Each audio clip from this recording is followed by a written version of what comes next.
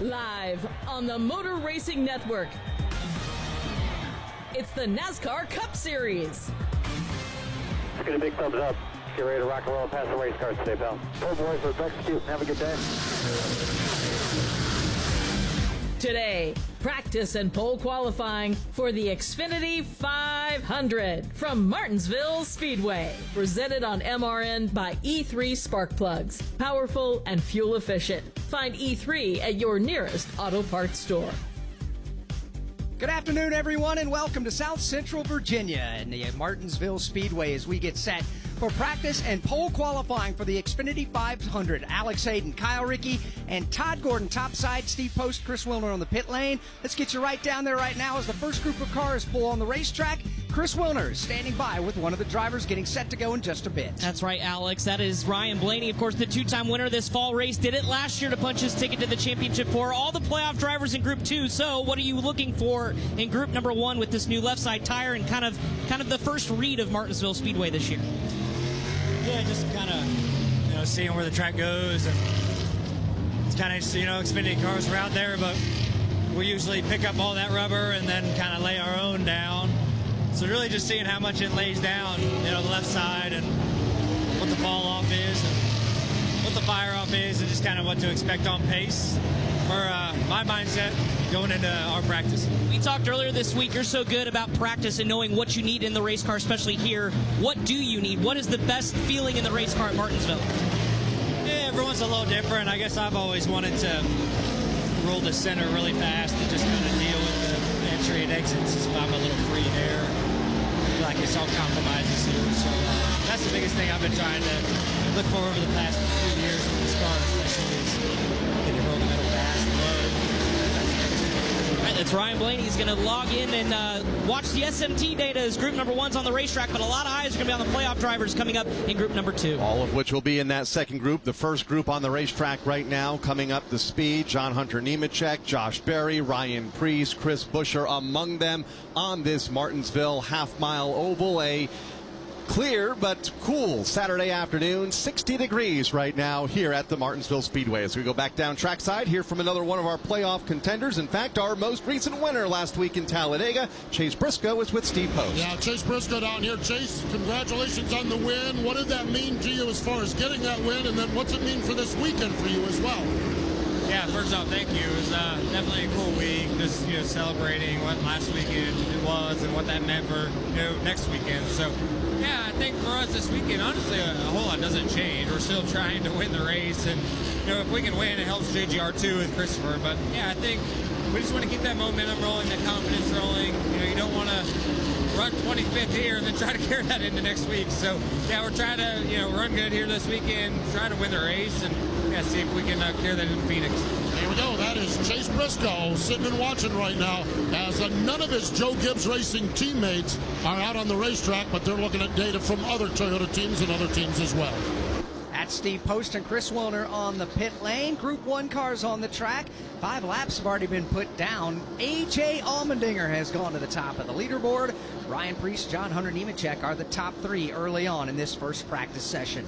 From Martinsville Speedway, this is the Motor Racing Network, the voice of NASCAR. Hello? Hey, it's your man Tank. Watching you hold back tears swallowing that celery stick. It's a hard sight to see, Tim. I'm almost done. Just let me get this down. Stop it, man. Seriously. We don't have to do this to us. You're right. I hate veggies so much. How can I be more like you? Hey, buddy, I am you. Just full of meat. Jack Link's Beef Jerky, official meat snack of NASCAR. Feed your wild side.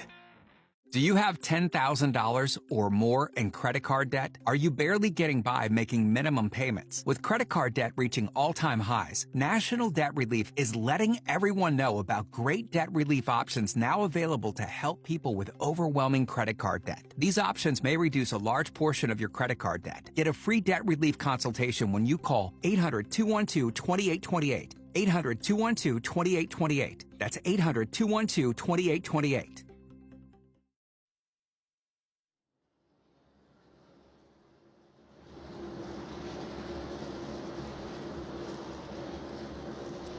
Practice and pole qualifying from Martinsville Speedway is brought to you on MRN by E3 Spark Plugs. Stuck in slow motion? Unleash the NASCAR fire inside your engine with E3 Spark Plugs. Forget pit stops too. E3 gives you maximum fuel efficiency for more miles on the road and less time at the pump. E3 Spark Plugs. Power, speed, domination. Get yours today. About 6 minutes into this first group for the NASCAR Cup Series practice for the Xfinity 500, and important practice session. And like we mentioned a little bit ago, all the playoff drivers in the second group. So we'll bring in Todd Gordon here for the first time this afternoon as we get set to watch how these strategies develop over the course of the next 20 minutes here in session one. For the playoff contenders, what's the next 25 minutes like compared to those drivers not in the championship fight? Yeah, I think they're all in Group 2, and they're watching teammates. Hopefully they've got teammates, if not manufacturer mates out here, what they're doing, what the lap times look like. It's a new left side tire. It's a little softer than the tire that they had here last fall in the spring. They're looking to see. They had an opportunity to run this tire at New Hampshire.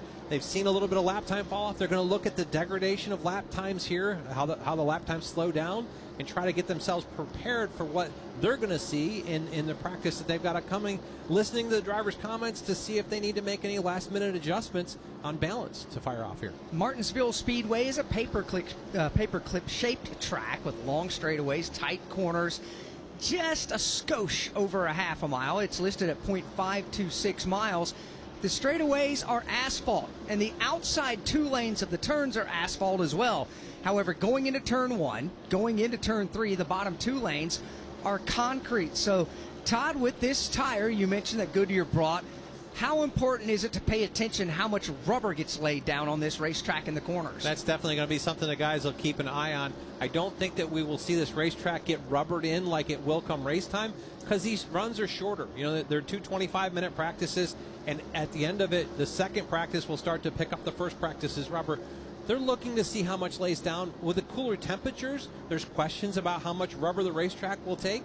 It's blacking up a little bit, but I watched Xfinity practice. I really never saw it get to that point where it really was laying rubber. We'll see what happens during Cup practice. A.J. Allmendinger, the fastest right now, completing his 17th lap since we went under the green flag just a couple of moments ago. And in fact, A.J. not only fastest in single lap run, but also in the 5-lap and 10-lap runs. Daniel Suarez a bit quicker when you look at longer runs, 15-lap average, and Daniel Suarez tops that chart. Ty Dillon, second fastest. Michael McDowell, Ryan Preece, the birthday boy, and John Hunter Nemechek, the current top 5 of the 19 cars in this opening group that have been on the racetrack. We'll go ahead and run you through all 19 drivers here in Group 1. Kyle gave you the top 5 as they run in single-lap speeds.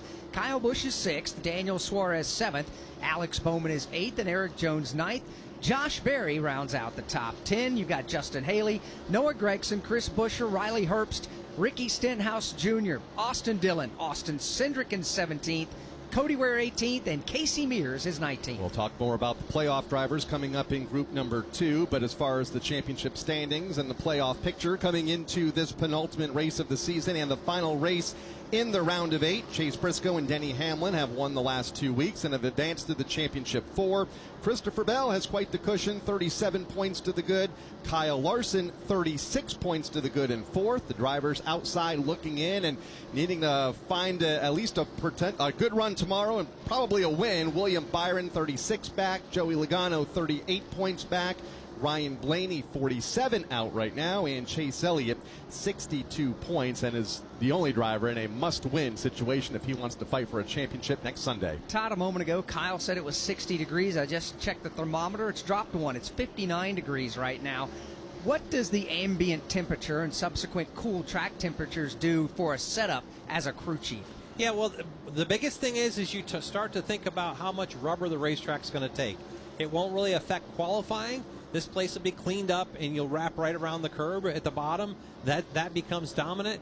As this racetrack is warm enough, if it gets warm enough to let the rubber actually lay into it, you'll start to have to either diamond or get yourself above it or straddle that rubber. It moves the line up the racetrack. But right now at 59 to 60 degrees, I think a lot of people are questioning what we're going to have for a race tomorrow, of whether we'll just wrap the curb or whether we'll lay enough rubber that we have to use multiple groups. As we continue under the green flag here, and how long will it take to learn if this track's going to rubber up what we might see here tomorrow for 500 laps? I don't know that we'll get a full indication of that until we get to about lap 100 tomorrow. These runs aren't going to, these guys can probably run 50, 60 laps if they run this one out straight. You don't have a full field. You only got half the field out here. And then you're going to have the cold tires of Group 2 roll out here and pick this rubber back up. It isn't going to get a real effect of knowing where the racetrack's going to go. 14 and a half minutes to go here in Group 1 practice. Their only practice of the weekend for the Xfinity 500. When you look at how many laps they've run so far, Alex Bowman and Riley Herbst have just clicked off 27 consecutive laps. And there's such a storyline on any given weekend, with the exception of Daytona, Talladega, and Echo Park Speedway, the drafting tracks where there is no practice. Todd, there's some teams down there that subscribe to the theory that you want to burn off as much Sunoco fuel in the tank in practice as you possibly can to make the car lighter for qualifying. Is that something that will come into play, in your opinion, this weekend? Of all places, this is the epitome of those places. The lighter, the lower I can make my car, the lower I can put the ballast in because it's so flat. Yes, 12 degrees of banking, but that's nearly nothing, especially how tight these radius of the corners are. Getting your car lighter on fuel, you're burning the top of the fuel cell fuel out of it.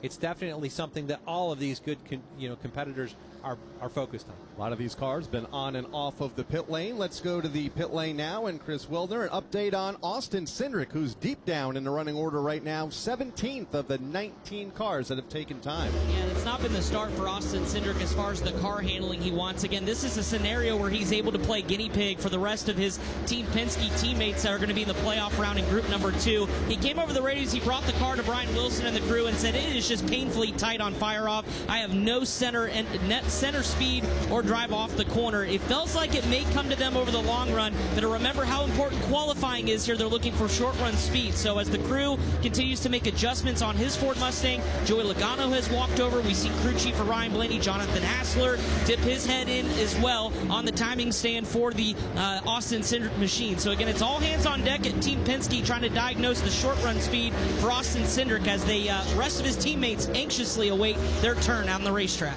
And when you look at the balance that you really want to target and practice like this with a racetrack that isn't fully rubbered in, I need that car to be on the verge of spinning out loose. I mean, I don't want to be that much, but I want to be. I talked to Richard Boswell down there today. Like, he said he wants to be 2 or 3 numbers on the free side, because as the rubber lays in come race time, it's going to lose front turn. You want to have your car really aggressively turning right now. If it's tight already, you've got to be making a big swing at it. So let's go down a bit of a rabbit hole here, because it's practice, it's qualifying. This is where you dial race cars in. There's a lot of folks listening that love to hear how a crew chief does things like that and how race teams do these types of things.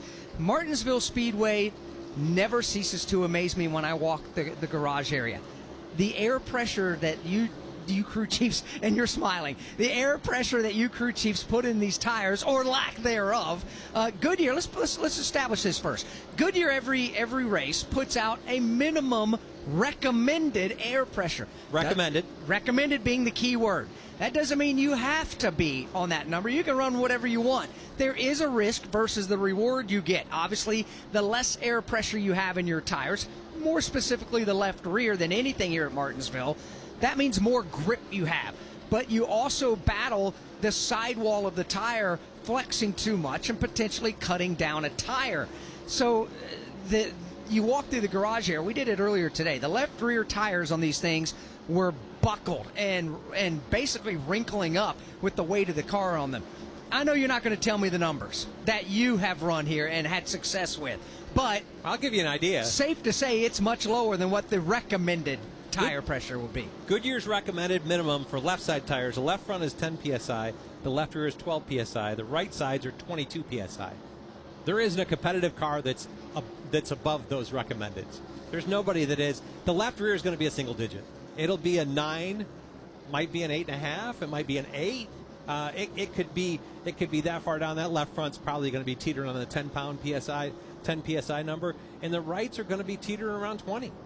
They're probably the right rear is lower than that just to get drive off. and you know that you're going to build. And the reason you do that, that left side tire is going to double in air pressure, but from the heat that gets put into it while it's on the racetrack. So although I started at let's say 9 psi, it's going to be 19 or 20 by the time it's hot and working. And that's the lower the air pressure, the better that tire gets into the racetrack and the more grip it makes. So you play off the front side to make sure you got the long run speed.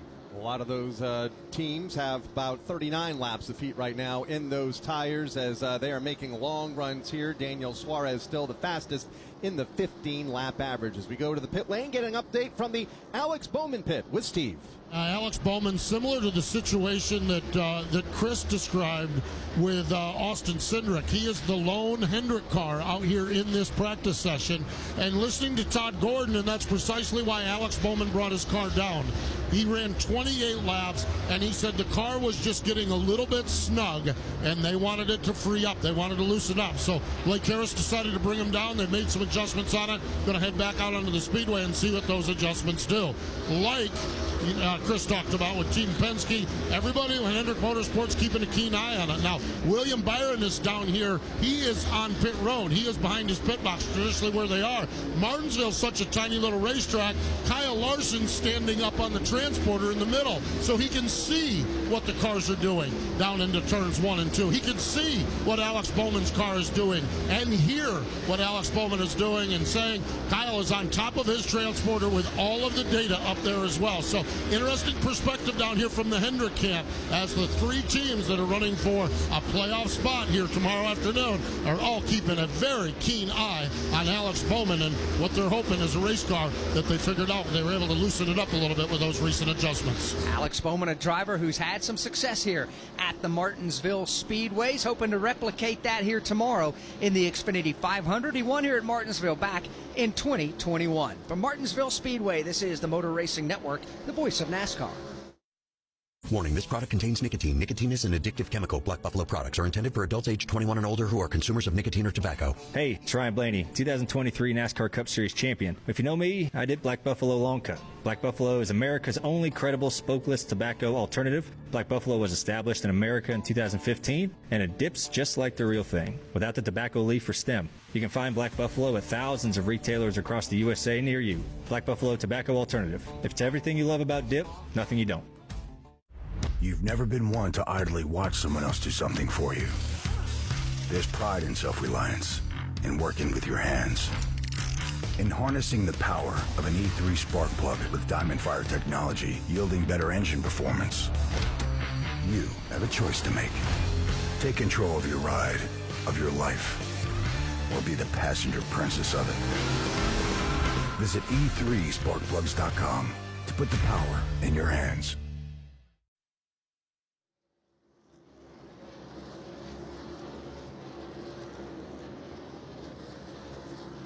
We welcome you back to Martinsville Speedway. Group 1, still 6 minutes and 50 seconds to go in their one and only practice for tomorrow's Xfinity 500. Don't forget, later on today here at Martinsville Speedway, Motor Racing Network will be live tonight at 7 o'clock Eastern for tonight's Xfinity Series penultimate race. It's going to be a big one in that Ritchie Brothers event that's going on tonight. And then tomorrow, NASCAR Live Race Day in the Xfinity 500. 1 o'clock p.m. Eastern Time tomorrow for tomorrow's NASCAR Cup Series race. Teams in group number 1 continuing to get laps around this half-mile Martinsville Oval, and one car just nearly caught the wall up in turn number 4, Riley Herbst. Close moment there, able to get the car back to the bottom of the racetrack, and he'll continue on. A.J. Allmendinger has posted 27 laps and has set the single fastest of this session. Ty Dillon, Michael McDowell, Ryan Preece, John Hunter Nemechek, the top 5. Then it's Kyle Busch, Daniel Suarez, Alex Bowman, Eric Jones, and Josh Berry. As the fuel continues to burn, the tires continue to wear, and the speeds continue to slow just a bit. The fast lap for A.J. Allmendinger, 19.8 seconds. The last lap that he was out on the racetrack, 20.6. So seeing a little bit of a drop-off here over this first run. The longer they go and more laps they put down, as we're north of 50 laps already put down by a lot of these teams, Michael McDowell has become one of the faster cars here on the racetrack the deeper we go into this run. So something to maybe file away for tomorrow. The other thing paying a little bit of attention to from these teams' fastest lap, which is early in the run, compared to where they are at around lap number 50, as far as the lap time drop off and the tire degradation, it's only about a second and a half or so, but that's a big number on a half-mile racetrack deeper into a run, Todd. Yeah, and that depends on where you are. There's cars out there. As I look through the lap times and the runs that we've had, the 21 Wood Brothers car of Josh Berry looks really good. His last lap on the racetrack right now, 20:67. His fast lap, a 19:92. That's only 3/4 of a second. They've hung on with their speed really well. Another car that I feel like showed decent promise to start with, the 8 car, Kyle Busch, looks very competitive this weekend. Berry currently second on the 15-lap average. Kyle Busch currently third on the 15-lap average as well. So good on short runs, good on long runs as we check back in with Chris Wilner with an update from the Ryan Preece pit. Yeah, Ryan Preece put about 52 laps just a moment ago on his set of tires in this practice session, and about 2 laps prior, right around lap 50, he said, okay, I think the tires have officially lost everything. I have no grip on either end of the racetrack, and so that was a couple of laps ago for Ryan Preece. So about lap 50 is where they feel like that's where the biggest significant fall-off has been noticed by a lot of these drivers. I've also been monitoring the A.J. Allmendinger car, who's leading currently on the short run, as well as Josh Berry, who Todd Gordon just pointed out looked like his car was driving well.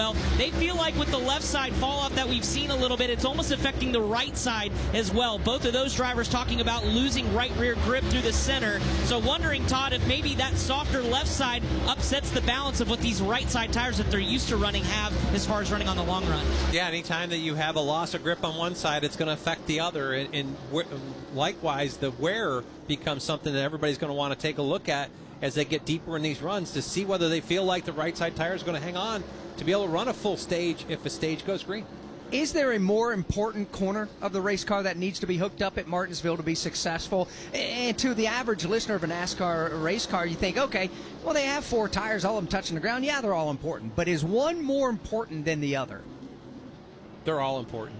They're all important. I would say, obviously, the right rear grip that they talk about, that's going to be if you lose that and you get the rear really loose in the middle of the corner, that's going to put you vulnerable to somebody rolling up on you, just giving you a little tap and moving you up out of the way. So keeping some security in it. I always wanted to keep the left front turning my car around the corner. If it could, that's the tire that can pay the biggest dividends on turning the car because it's so lightly loaded. The left side tires, they've got a few 100 pounds on them where the right side tires have got 3,000.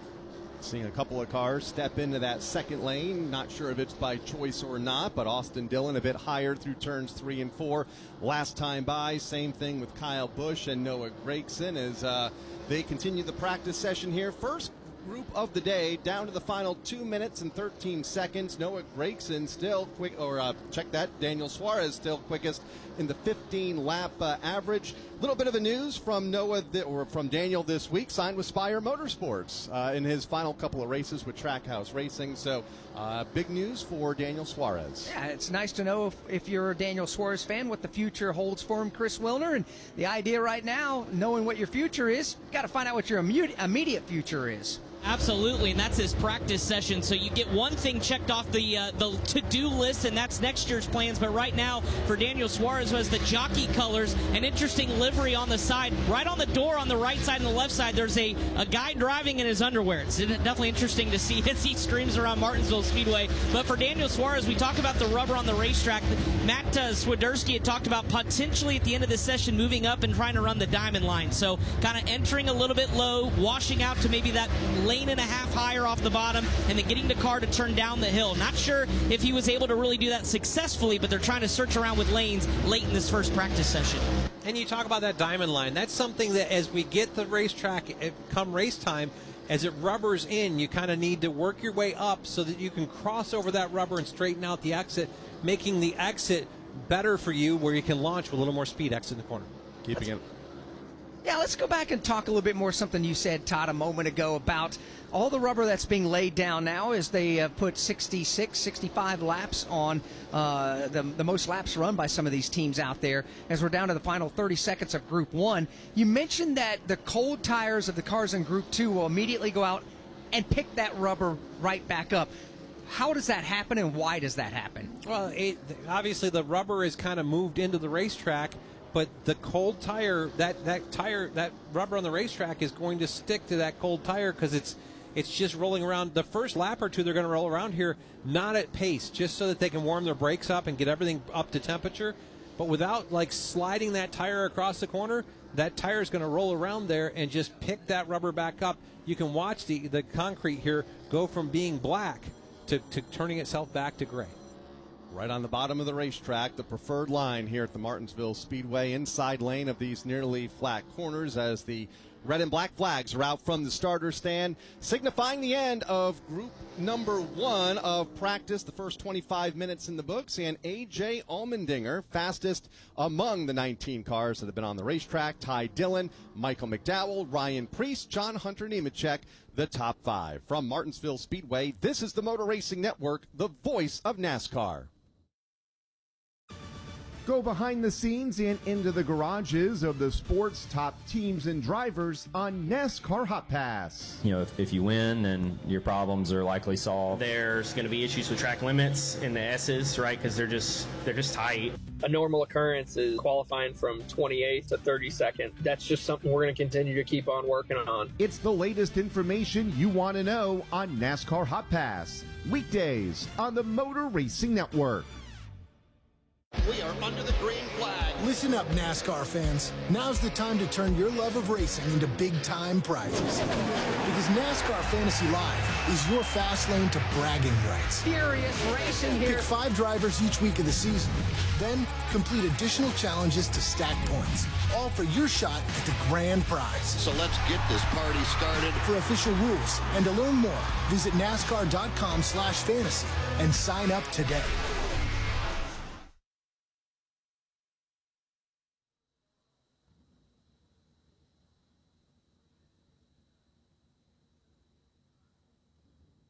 Group 2 getting set to go out onto the racetrack for the first time here as NASCAR Cup Series practice continues. The first 19-car group is already taking their time to the racetrack in their first 25-minute session. A.J. Allmendinger led the way over Ty Dillon, Michael McDowell, Ryan Preece, John Hunter Nemechek. Then it was Kyle Busch, Daniel Suarez, Alex Bowman, Eric Jones, and Josh Berry, the top 10, although Berry one of the fastest on a long run. He was one of the better cars out there. Daniel Suarez pretty good as well on the longer green flag run that we saw in practice. The longest anyone ran in that session was Justin Haley. He went 67 laps in that practice session. A.J. Allmendinger only did 38 laps out there.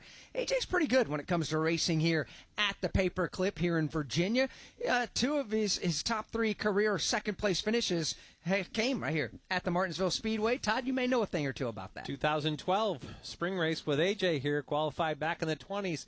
He slugged his way forward all day long. It was the first time I'd been to a 500-lap race because I was a rookie crew chief in the Cup Series. Got to about halfway, we're top 10. I'm like, we're in a great spot. Oh, we got half a race to go. Ended up second that day. AJ did a phenomenal job. Talked a moment ago how Josh Berry has been one of the fastest cars over the long run. Let's hear from him now with Chris Wilner. And Kyle, top 10 in the short run, but more importantly, second overall in the long run in Group 1. Josh, what was working for you there over the course of that 25-minute session? Yeah, the car felt really good.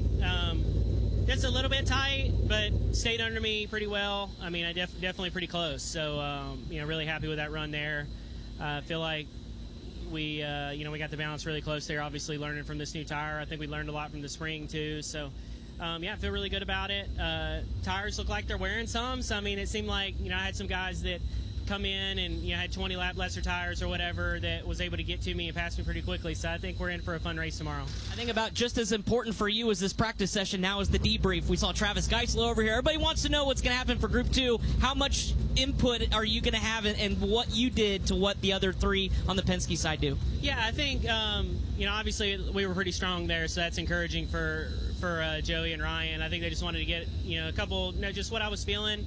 But overall, I think our cars are pretty good, so it should be a fun weekend. Josh Berry really happy with his race car in the long run. We'll see how that translates to the 2 Penske drivers in the playoffs. Group 2, and including all the playoff drivers, will be set to take to the racetrack in just a moment. They've got the Elgin sweeper out there, just making sure they sweep up any bit of rubber marbles that have come off the cars in group number 1 practice. Before we put the cars on the track, let's pause 10 seconds for station identification on the Motor Racing Network.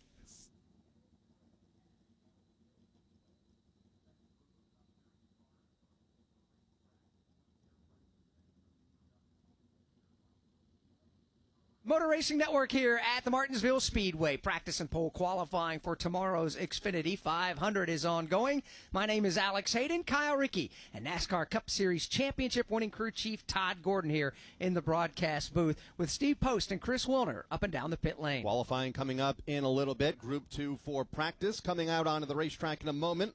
All the playoff drivers, along with drivers like Brad Keselowski, Ross Chastain, Todd Gilliland, Ty Gibbs, all about to take to the track for their 25-minute session coming up shortly. From Martinsville Speedway, this is the Motor Racing Network, the voice of NASCAR. Do you have $10,000 or more in credit card debt? Are you barely getting by making minimum payments? With credit card debt reaching all-time highs, National Debt Relief is letting everyone know about great debt relief options now available to help people with overwhelming credit card debt. These options may reduce a large portion of your credit card debt. Get a free debt relief consultation when you call 800-212-2828. 800-212-2828. That's 800-212-2828. Every time the siren sounds or lights flash, someone's life is on the line. At Wheelan Engineering, we know first responders carry that weight every day. That's why for over 70 years, we've led the emergency warning industry, designing and manufacturing the lights, sirens, and safety systems they trust right here in America. Because when the mission is critical, there's no room for second best. Wheelan Engineering, trusted to protect first responders.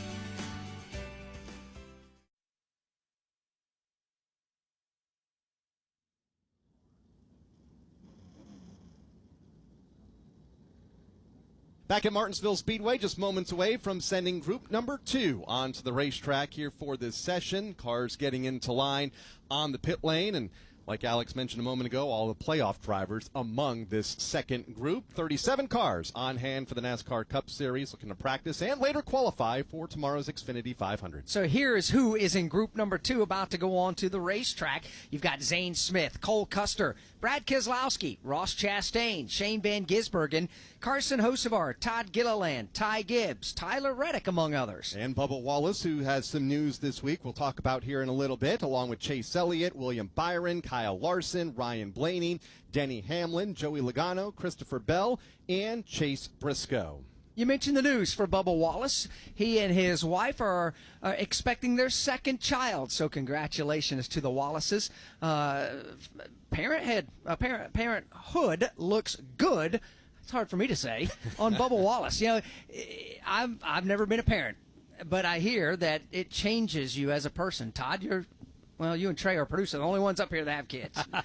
Yeah, you don't know what it's like until you experience it. But Bubba's done a great job of maturing this year. I think fatherhood has been good for it, and it's been good for him. Baby number 2 on the way. Must be a celebration this summer, and great for those guys. But let's get down here to somebody else that's going to be down there. Chris Wilner, you've got Alex Bowman, I believe. I do. Alex Bowman after group number 1. Okay, first off, what'd you think of the softer left side tire? What did you learn in 25 minutes? Yeah, it's certainly faster than we were here in the spring. So took off, feeling a lot more grip than I was expecting. I knew it was softer. I guess I just didn't think it would make as big of a difference as it did. But I was pretty happy with our car for 25 or so, and then we just built the right rear up too much. So got some adjustments to make on the Ally 48, but hopefully we learn enough to qualify well and can kind of go from there. I hate to use the word guinea pig, but you get to relay what you felt in 25 minutes to a couple guys fighting for a spot in the championship 4. So what are the debriefs like? What did you tell them to expect here as they get set to go? Yeah, I mean, they just listen to what we're talking about, right? So listen to our radios, and I'm not going to walk over and tell them, but they're a whole lot smarter than me. They'll figure it out anyway. Alex Bowman going to watch group number 2, but able to provide with his driving and feedback to his team, potentially what the Kyle Larson and William Byron group will figure out here in group number 2. From Martinsville Speedway, this is the Motor Racing Network, the voice of NASCAR. Warning, this product contains nicotine. Nicotine is an addictive chemical. Black Buffalo products are intended for adults age 21 and older who are consumers of nicotine or tobacco. Hey, it's Ryan Blaney, 2023 NASCAR Cup Series champion. If you know me, I did Black Buffalo long cut. Black Buffalo is America's only credible smokeless tobacco alternative. Black Buffalo was established in America in 2015, and it dips just like the real thing, without the tobacco leaf or stem. You can find Black Buffalo at thousands of retailers across the USA near you. Black Buffalo Tobacco Alternative. If it's everything you love about dip, nothing you don't. Hello? Hey, Tim. It's your man tank. I think those veggies in the crisper are drying up. I know. I've been meaning to eat those. I'll get around to it. Get around to it. I will, man. Jeez. All right? Or just eat Jack Link's jerky. Smoked, seasoned. Some real meat would do you a lot of good, Tim. Jack Link's beef jerky. Official meat snack of NASCAR. Feed your wild side. This message furnished by the National Association of Broadcasters.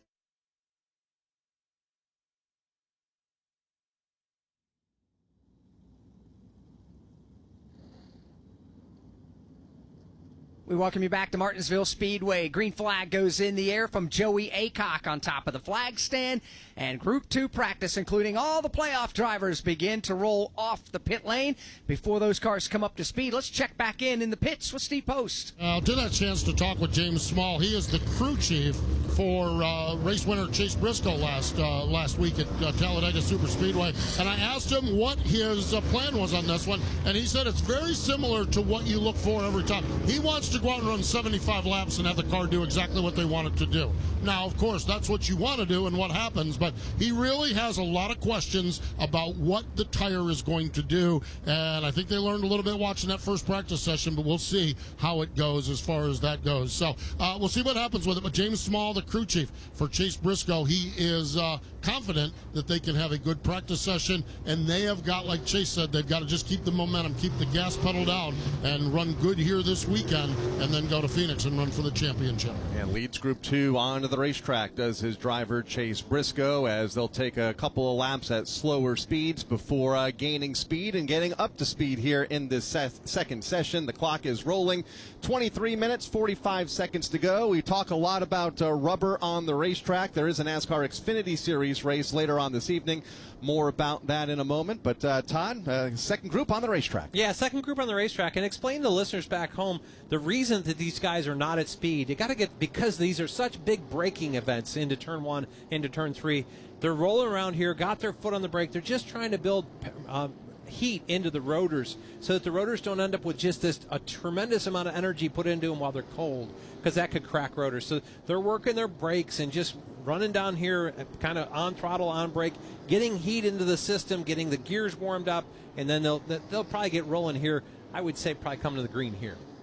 But the clock is rolling. It started rolling as soon as the green flag went in the air, and we're down. Well, they've wasted 2.5 minutes of their practice session just getting those brakes kind of going here. Now the first laps at speed begin to take shape as everybody tries to find some clean racetrack. Problem being is the first driver to get on the hammer was Chase Briscoe, and he's run into the back of the tail into the field right now. The Texas A&M Aggies colors on board for Cole Custer this weekend. Chase Briscoe had a pretty good lap going and had to stand on the brakes, Kyle, just to make sure he didn't run over Cole Custer, who was still warming up. Able to bypass him up the back straightaway, but still some cars in front of him that were coming up to speed as Chase was ready to go. The first of them, Todd Gilliland, just a couple of lengths in front of Chase Briscoe. You mentioned Cole Custer. He'll join us here on the Motor Racing Network later tonight for the NASCAR Xfinity Series broadcast, 7 o'clock Eastern Time here on the Motor Racing Network. As these cars come up to speed, we talk about the Xfinity race later tonight. Todd, how will the track change from what they learned here today compared to what they'll have tomorrow after the 250-lap event here later this evening? Yeah, the 250-lap event for the Xfinity, it's going to get cold, and I think that the rubber will pick up. The biggest thing, the track should fire off like these practices are, but I feel like with 38 cars on the racetrack and working your way through, by lap 75, it's going to have twice as much rubber as what they can produce here in these practices. Might get cold tonight, but the action on the track will be hot for the NASCAR Xfinity Series as we get set to figure out who will the championship 4B. Just like we did in the NASCAR Craftsman Truck Series last night, Corey Heim, Caden Honeycutt, Tyler Ankrum, and Ty Majeski are the championship fours. We head off to Phoenix for the NASCAR Craftsman Truck Series, and we'll have that broadcast for you on the NASCAR Racing Network Friday evening. Corey Heim picking up the checkered flag last night. 2 nights ago, the busy race weekend got underway here. The NASCAR Wheel and Modified Tour crowned its newest champion, Austin Beers. Justin Bonsignor picked up the race win. He'll be in action later on this evening, racing for Joe Gibbs Racing in the NASCAR Xfinity Series race, filling in for the injured William Sawalich, who had to withdraw from the event here later tonight. Been watching Kyle Larson. He got into the back bumper of Tyler Reddick and just moved him out of the way here in practice. Larson's trying to get some good laps down, but Reddick just wasn't quite there as far as the pace goes. Finally, Reddick pulled up the racetrack in turn number 1, let Kyle Larson not only get by, but drive away. Kyle Larson, pretty good pace on that race car as he's now gapped the Reddick car by a good 2 car lengths off the second corner here as we're early here in Group 2 practice. We often hear how teams want to be in the second group based on the metric from the prior week, and I guess here's a prime example. The fastest 5 cars right now early in this session, all from this group. Chase Elliott, Denny Hamlin, Ty Gibbs, Bubba Wallace, Kyle Larson, all on the racetrack right now, and all quickly have bypassed the cars that were in group number 1 just a little bit ago. A.J. Allmendinger, the fastest of the opening group, has been kicked to 6th on the entire leaderboard. William Byron, Ty Dillon, Joey Logano, and Todd Gilliland right now, the top 10. As we look at the longer average, this Group 2 group is just now beginning to click off past 10 consecutive laps out there. A.J. Allmendinger, Daniel Suarez, Kyle Busch, Ryan Preece, and Josh Berry are still the fastest 5 on the 10 consecutive lap average, but I think that will continue to change the more laps these drivers put down, given the fact that the opening 3 or 4 laps just simply weren't very good because they were much slower out there as they were warming up the brakes. So we'll keep a close eye on the longer averages with this Group 2 session, the more they put laps on it, as we're down to 19 minutes to go in practice. Cars a little bit closer together here in this second group as they come across the line. Brad Keselowski out there, Todd Gilliland coming up to speed, Zane Smith in the mix. Talked about Chase Briscoe, first car on the track, but he was also the first driver to close in on some of the cars that were still coming up to speed, and he is right in the middle of it along with Cole Custer as they come off of turn 4 to complete another lap. Most of these drivers in their 15th lap, but like you mentioned, Alex, a lot of those, at least initially, were slower, just trying to warming up the fluids and the brakes on these race cars. As you bring up Chase Briscoe, let's talk a little bit about this young man from Indiana, my home state. Very unassuming. He's one of those guys that isn't going to be a whole lot of flash off the racetrack. He's a family man, comes to the racetrack, but when he puts a helmet on, he just turns into just a completely different type of person. He is aggressive and he goes after it. And Steve Post, it wasn't all that long ago that he was just burning up some dirt tracks around the Midwest, just hoping to climb the ladder some way, somehow. Chase Briscoe is one of the great stories in short track racing that he's elevated his way. And Chase worked the relationship side of it because he didn't have a lot of money behind him. The relationship he worked at length was Ford Motor Company, and he was able to take that from the dirt tracks, from the sprint cars. His dad, a sprint car racer. His granddad owned sprint cars, so he's a third-generation racer. But he was able to take those connections he made with Ford Motor Company and parlay it into some ARCA starts and parlay it into the truck series with Brad Keselowski's team, and then to Stewart-Haas Racing. And then as things last year with Stewart-Haas Racing went down, he had to say goodbye to the Blue Oval Bunch because Joe Gibbs Racing came calling. And the reason Joe Gibbs Racing came calling, and I believe it was Johnny Klossmeyer was one of the competition folks over at Stewart-Haas Racing. And one time I was just jawing with Johnny in the garage area, and he said, Chase Briscoe, the second half of a race, is an absolute beast as far as getting better and better and better, and he really performs well in the second half of races. Well, that got noticed by Joe Gibbs Racing, and here we are. He's running for the championship. He won at Pocono. He won at Darlington. He won last week at Talladega Superspeedway, and Chase Briscoe is set to run for the championship, and it is all so well earned. And you're right, he drives on the racetrack at the end of the race. The moves he made at Talladega were brazen. They were big and bold, and when you see him, he's got his hands in his pocket. He just kind of says, oh shucks, golly gee, car was good, and we were able to get through it. A wonderful story is Chase Briscoe, and so good to see him have success. Also like seeing his dad Kevin around the racetrack. That is one proud dad of his racing son. Took over the ride, vacated by Martin Truex Jr. at the end of last season. Has no doubt had a career year. Qualified into the playoffs with that win at the Pocono Raceway. And what a playoffs he has had. Opened with a win at the Southern 500 at the Darlington Raceway. Advanced him to the next round. And then obviously last week at the Talladega Superspeedway, picking up the latest checkered flag, moving him for the first time into the championship 4. And it all starts on practice and qualifying these days. And Chase Briscoe's got 7 pole positions already, 3 better than the next in line, and that's also his teammate Denny Hamlin, who has 4. But Todd, that's something you have preached to your race teams and drivers over the years, things you have preached to us on the broadcasting side. You don't just race on Sundays. The race begins, well, quite honestly, every time you're in the race shop. Yeah, you race everywhere, but you've got to win Saturday.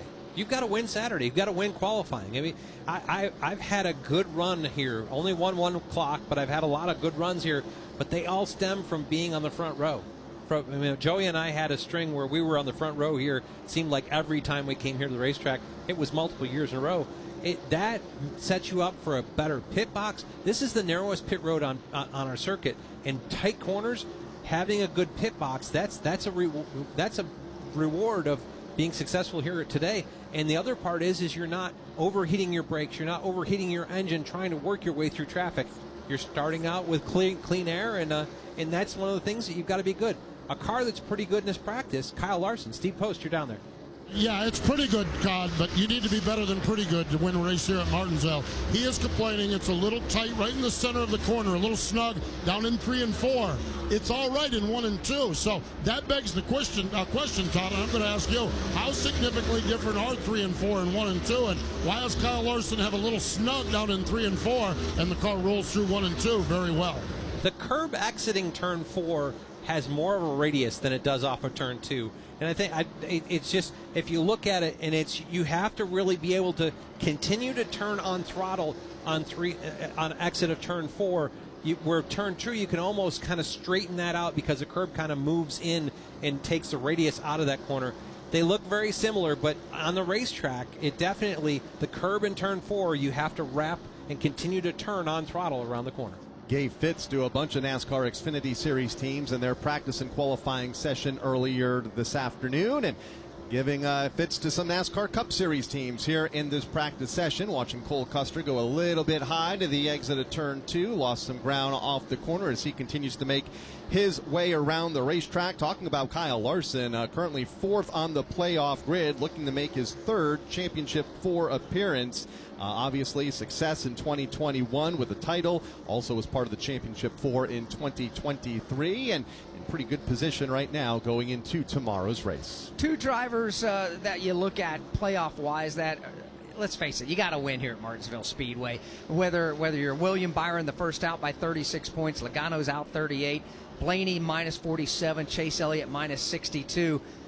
Todd, when you look at these laps, and yes, it's practice, but you just made a very valid point. You got to win on Saturdays. Are there playoff cars right now, in your opinion, that may be the best cars on the property, period? Actually, I think Chase Elliott's probably the best car right now. His long-run speed, he's maintained it with it. It's been pretty incredible. He's right there with where Josh Berry was. I thought Josh Berry was the best of Group 1. I think Chase Elliott's been really good here. Ryan Blaney looks like he's doing Ryan Blaney things. He wraps around that curb. He does a really good job there. He was pulling away from Kyle Larson a little bit, running Joey Logano down, but it seems like it's leveled off for him. Right now, I would say Chase Elliott would be my pick as the best car right now. Former race winner here, as is Ryan Blaney, a 2-time winner here at the Martinsville Speedway, and Joey Logano. Ladder 2 out of the Team Penske stables. Chris Wilner, you have an update from the infield from those 2 cars. Yeah, you guys just talked about Ryan Blaney starting to trend in the right direction. About 15 laps to go, he said, I feel like the track's coming to us. Let me see what it does for about another 20 to 25 more laps. But you guys hit the nail on the head, too. The fact that his long-run speed traditionally here at Martinsville has been his bread and butter and what has helped him to not only 1 but 2 victories here at Martinsville Speedway. I also asked him before he climbed in the car after interview, too. Notice that the inside curb is painted differently than years past. We've seen it as paint. We've seen it as red and white. It is now jet black. all around the bottom, right on the curb in 1 and 2 and 3 and 4. He says, although there's not a huge difference as far as eyesight, you're almost driving using your rear end, these cars around the corner, not really focusing on it. It does add a little bit of a different depth perception. You don't realize how tall or how short the curb is, so you definitely have to get used to that in practice. That's something that he's focused on, wrapping the corner. Now for Joey Logano, his playoff teammate in Team Penske, still feels like the car's a little bit tight, although they're going to leave him back out on this run and try to run as many laps as they can, but the focus is on the corner exit, and much like we talked about in Group 1 with that diamond line, that's what spotter Coleman Presley's telling Joey. Run above the rubber in 3 and 4, pull the car down. Let's see if that helps your exit, especially in turns 3 and 4. And we look at it, Ryan Blaney, Joey Logano came out kind of nose to tail. They're there together. Two cars that have passed them and actually stretched out on them in unequal laps. Tyler Reddick and Bubba Wallace, 23:11, really having speed here 38 laps into the run. So we'll keep a close eye on them throughout the rest of their practice session. We have 10.5 minutes to go here in practice for the Xfinity 500. From Martinsville Speedway, this is the Motor Racing Network, the voice of NASCAR. Do you have $10,000 or more in credit card debt? Are you barely getting by making minimum payments? With credit card debt reaching all-time highs, National Debt Relief is letting everyone know about great debt relief options now available to help people with overwhelming credit card debt. These options may reduce a large portion of your credit card debt. Get a free debt relief consultation when you call 800-212-2828. 800-212-2828. That's 800-212-2828. You've never been one to idly watch someone else do something for you. There's pride in self-reliance, in working with your hands, in harnessing the power of an E3 spark plug with Diamond Fire technology, yielding better engine performance. You have a choice to make. Take control of your ride, of your life, or be the passenger princess of it. Visit e3sparkplugs.com to put the power in your hands.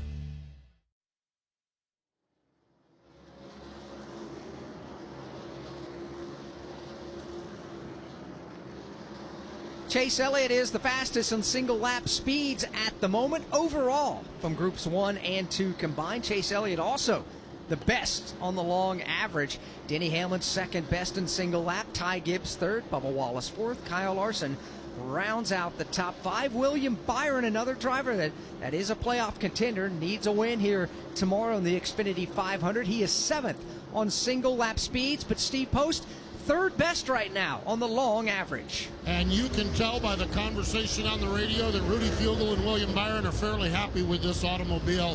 One of the comments Rudy said, you have got a really good rhythm going in this practice session, and rhythm is so important here at Martinsville. He has not said anything about the car handling. He's actually observed that this car is doing that with another driver, and that car is doing that with another driver, but William Byron is just picking up laps and laying them down.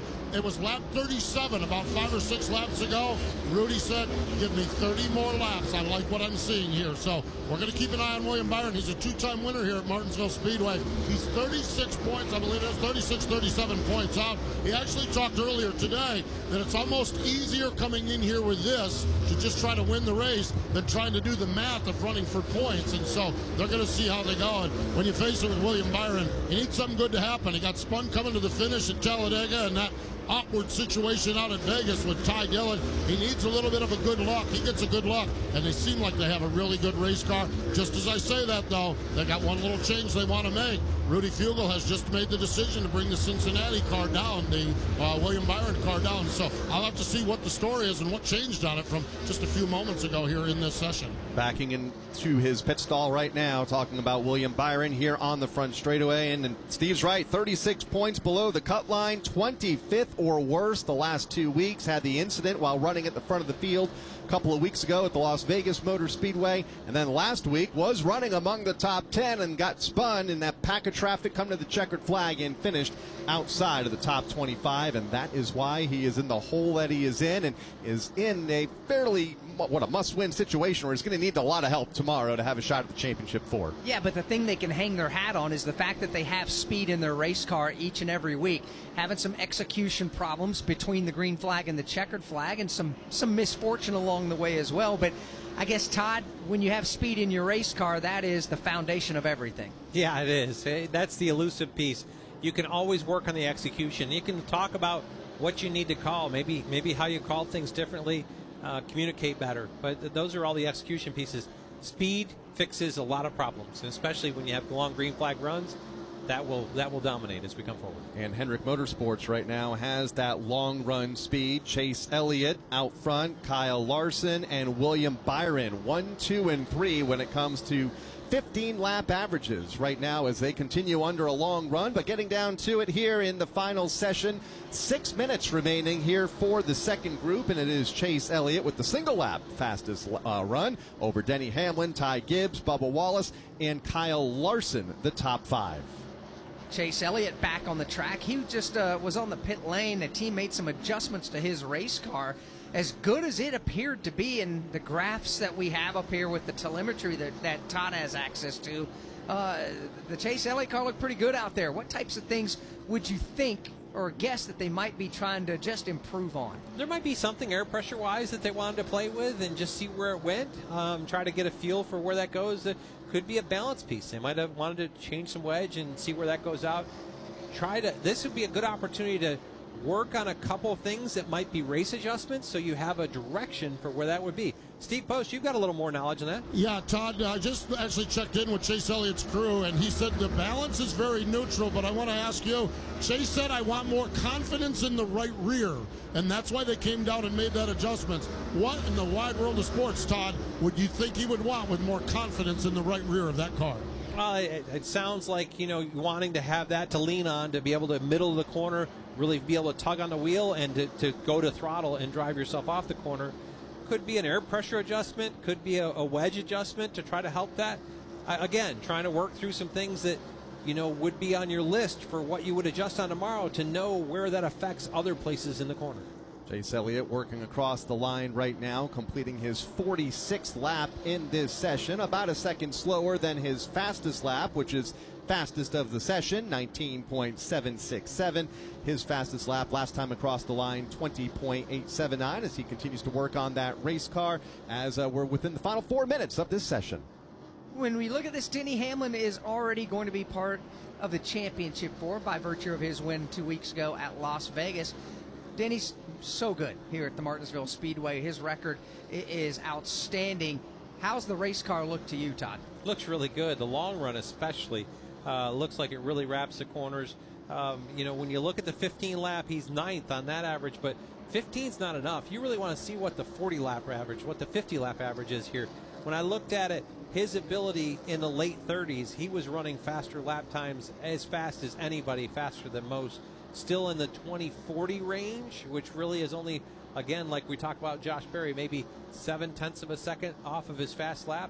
Really doing a good job of making speed. And that should be no surprise.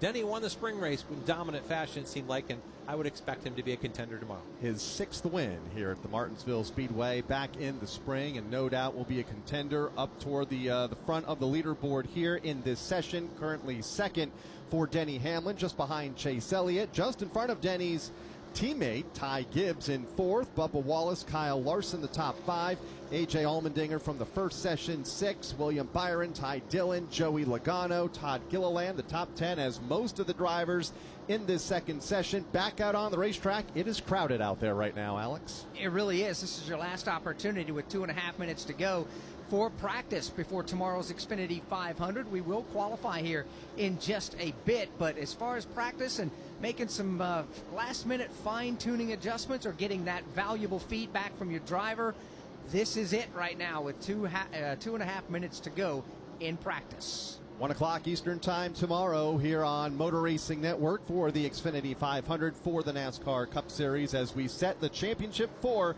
next Sunday afternoon at the Phoenix Raceway. And in fact, all of the cars involved in the current 8-driver playoff out on the racetrack right now, getting their final laps in preparation of pole qualifying coming up shortly here at Martinsville. A busy afternoon of on-track action with practice here, qualifying coming up, and the NASCAR Xfinity Series later tonight. As we go down to pit road, get an update from Joey Logano's pit with Chris Wilner. And Kyle, Joey Logano brought his Shell Mustang down pit lane about 4 or 5 laps ago and said, I got a vibration. The crew then jacked the car up, took the right side tires off, and indeed the right rear tire on the inside, the inside contact patch worn all the way through, not quite cording yet, but awfully close, and it may have pertained to what Joey was feeling behind the wheel. So they changed tires. The crew now has the left side jacked up as they continue to look at some of the adjustments on his Mustang. But again, Joey Logano now has climbed out of the cockpit, so he's got this session done early after a vibration, just to crack the top 10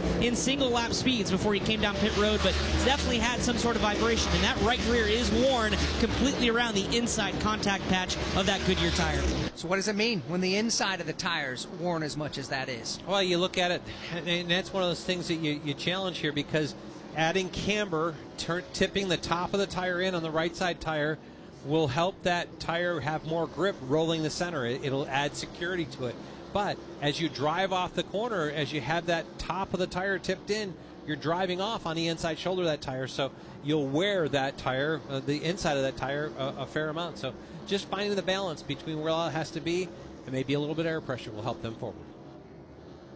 Carson Hocevar back on the pit lane. He'll back that car into his pit stall and prep it for qualifying coming up here shortly. Here's Brad Keselowski crossing the line. He'll have another lap or so before the red and black flags are waved from the starter stand to signify the conclusion of practice here this afternoon at the Martinsville Speedway. Kyle Larson will get another lap, as will Chase Briscoe and Chase Elliott as they make their way through turns 1 and 2. As time continues to tick down here, Chase Elliott continues to lead among both of the groups as the flags are waving from the starter stand. And practice for the Xfinity 500 is over. We'll turn our attention now to pole qualifying as these drivers will make their way back to pit road. We'll have a short break before we line them back up and go qualifying 2 laps each for every one of these drivers if they choose to do 2. And we'll set the starting lineup for tomorrow's Xfinity 500. From Martinsville Speedway, this is the Motor Racing Network, the voice of NASCAR. Warning, this product contains nicotine. Nicotine is an addictive chemical. Black Buffalo products are intended for adults age 21 and older who are consumers of nicotine or tobacco. Hey, it's Ryan Blaney, 2023 NASCAR Cup Series champion. If you know me, I did Black Buffalo long cut. Black Buffalo is America's only credible spokeless tobacco alternative. Black Buffalo was established in America in 2015, and it dips just like the real thing, without the tobacco leaf or stem. You can find Black Buffalo at thousands of retailers across the USA near you. Black Buffalo Tobacco Alternative. If it's everything you love about dip, nothing you don't. Hello? Hey, Tim. It's your man tank. I think those veggies in the crisper are drying up. I know. I've been meaning to eat those. I'll get around to it. Get around to it. I will, man. Jeez. All right? Or just eat Jack Link's jerky. Smoked, seasoned. Some real meat would do you a lot of good, Tim. Jack Link's beef jerky. Official meat snack of NASCAR. Feed your wild side.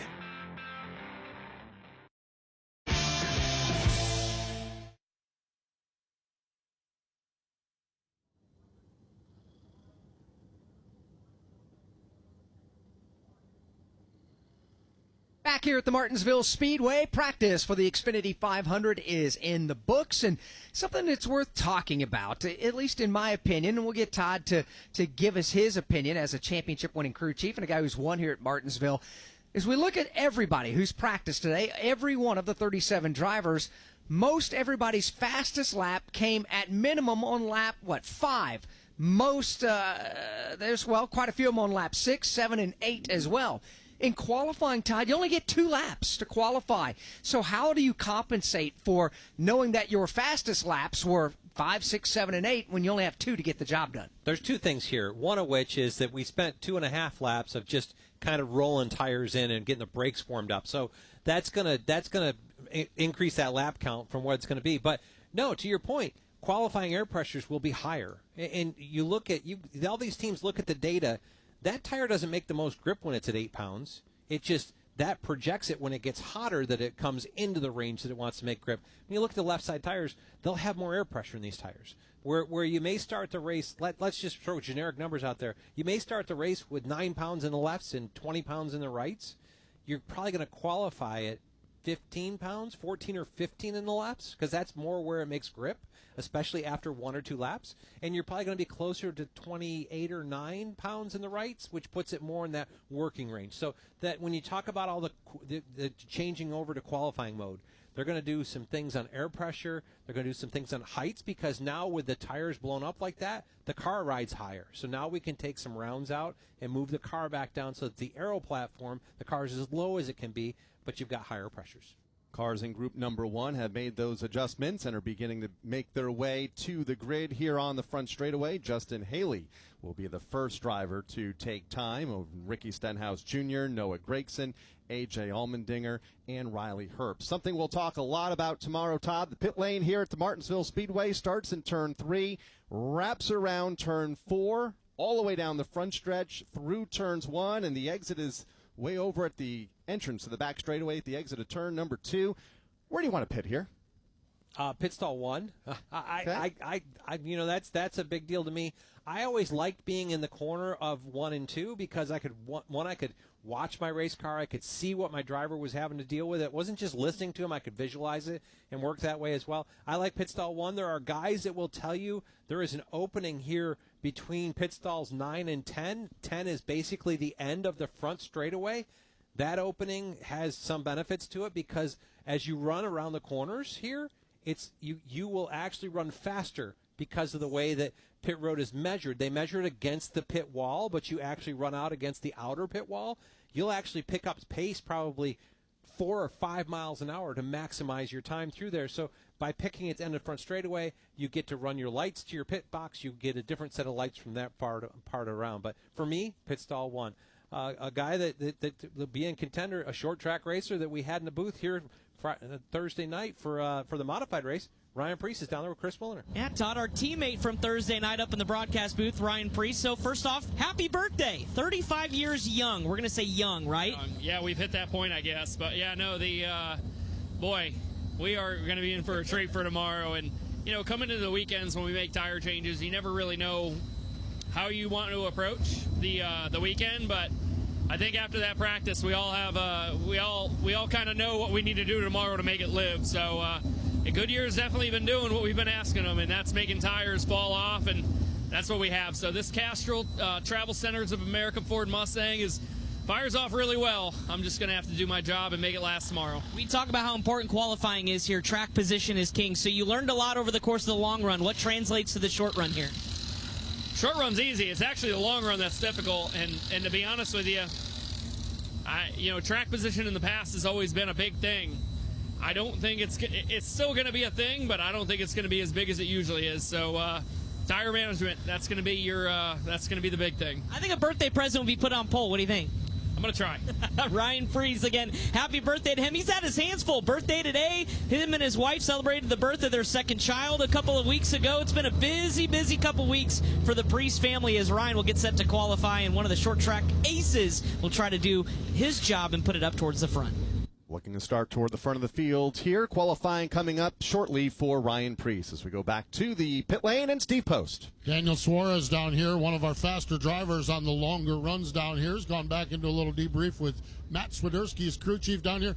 Daniel, our stats show long run speed feels pretty good. How did it feel from the driver's seat of the race car? Yeah, honestly, these guys did an amazing job with the car. The car feels pretty good. The short run of the speed, is pretty good.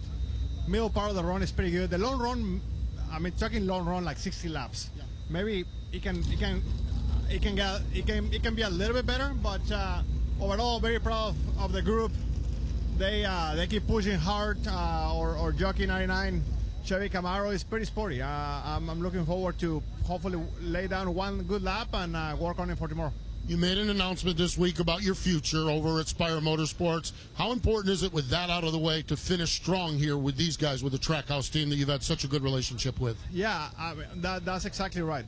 For me, it was important just to get the questions out of the way, right? Because I was getting a lot of questions every single week, and now I can focus in closing my cycle with the 99 and Trackhouse as strong as possible, because as a racing driver, I always say that you're as good as your last race, so we have 2 more chances to go out there and compete. There we go. That is Daniel Suarez down here, and we'll be interested to see how he does here today, how he does tomorrow, and then how he wraps up his tenure at Trackhouse Racing next week at Phoenix. It's been a fruitful tenure at Trackhouse Racing for Daniel Suarez, and all Daniel's amigos. They're ready to go ahead and get to the next chapter as well as they continue to follow their favorite driver. From Martinsville Speedway, this is the Motor Racing Network, the voice of NASCAR.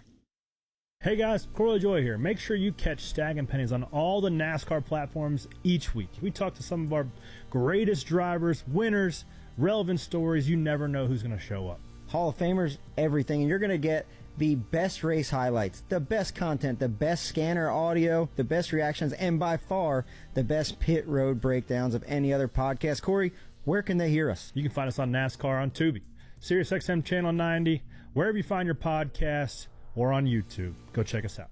We are getting ready to crown a champion. Championship weekend is coming back to the desert. Let's get this party started. 4 title races in 3 days means there will be a buzz in the air all weekend long. Whether from the grandstands, the infield experience, or the hillside, this is your chance to witness history and make championship caliber memories for the whole family. NASCAR Championship Weekend at Phoenix Raceway, October 31st through November 2nd. Get your tickets now at phoenixraceway.com. Ticketmaster, the official ticketing partner of NASCAR.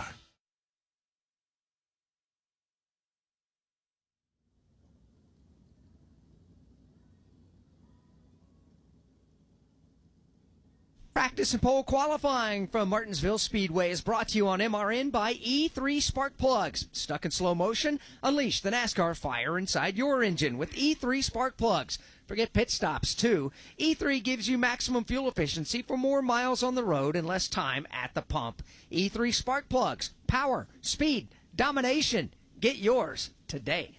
And the practice part of that session is complete. Qualifying is coming up next here at the Martinsville Speedway. Group 1 cars are all but lined up and ready to go.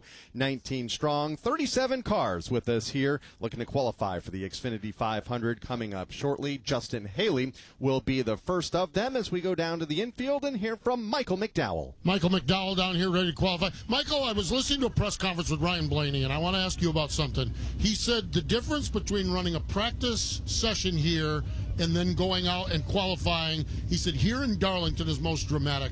Is that the case, and what is so dramatic about going out there and doing a long run and not busting off a quick one? Well, yes, it is very different, like you said. Difference being Darlington scares the snot out of you. Martinsville's so difficult to get a good lap and hit it right, and the times are so close that you feel the nerves from that. You got to go pick up time. But yeah, it's just the track changes so much as it takes rubber, peels the rubber up, takes rubber, peels the rubber up. And going out right now, the lights are on here at Martinsville, so we're qualifying almost in the dark here, so the track's going to change a lot. How's your race car? It's really good. Really happy with the Women in Motorsports North America Chevy. Good long run, decent short run, but really good long run, so looking forward to it. Michael McDowell, looking forward to it. Getting ready to make the qualifying run here in just a little bit. It was a fast race car in practice on a longer run in Group Number 1 practice session. As qualifying is underway, Justin Haley, also out of the Spire Motorsports stables. He's our first driver on the racetrack. The Nation's Guard Chevrolet comes off of the corner to receive the checkered flag to complete his 2 laps, and the bar set at 19.67 seconds, 96.268 miles per hour. The quick lap for Justin Haley, the first of 37 cars to take time here this afternoon. So as Haley now will make his way to pit road, Ricky Stenhouse Jr.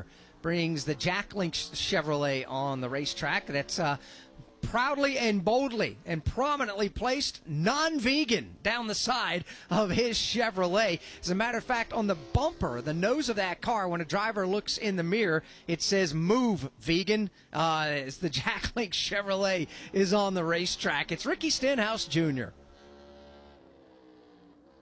So Stenhouse works his way into turns 3 and 4, back around, comes across the line, and he'll rip off lap number 1.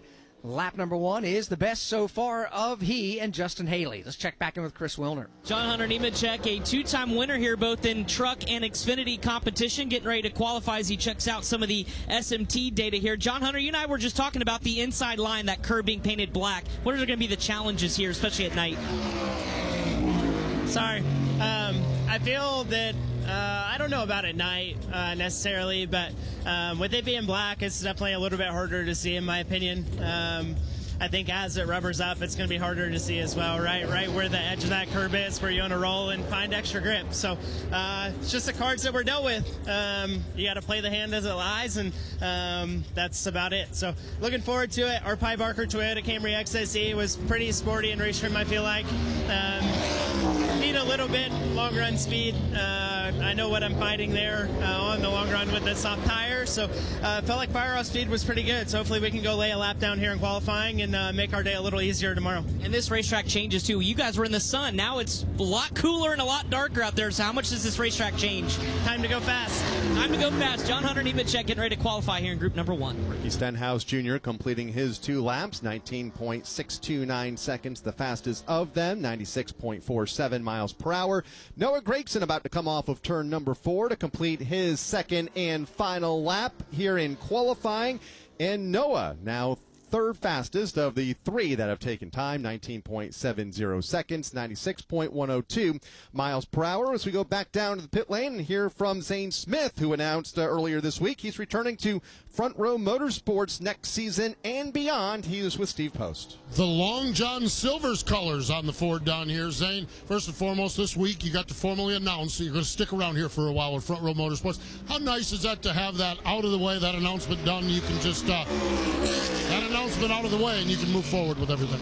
Yeah, it's a nice weight off the shoulders. I've known for a little bit now, but man, it'll be nice for a change. Not enjoying an off season, like I feel like all my off seasons I'm always looking for what's the next thing, and so to know that I'm going to be back here in the Long John Silver's 38.4, it's nice to know. And man, I've had a blast working with this group and look forward to the future. What's the key to a good qualifying lap here at Martinsville? What do you need to do? What does your car need to do?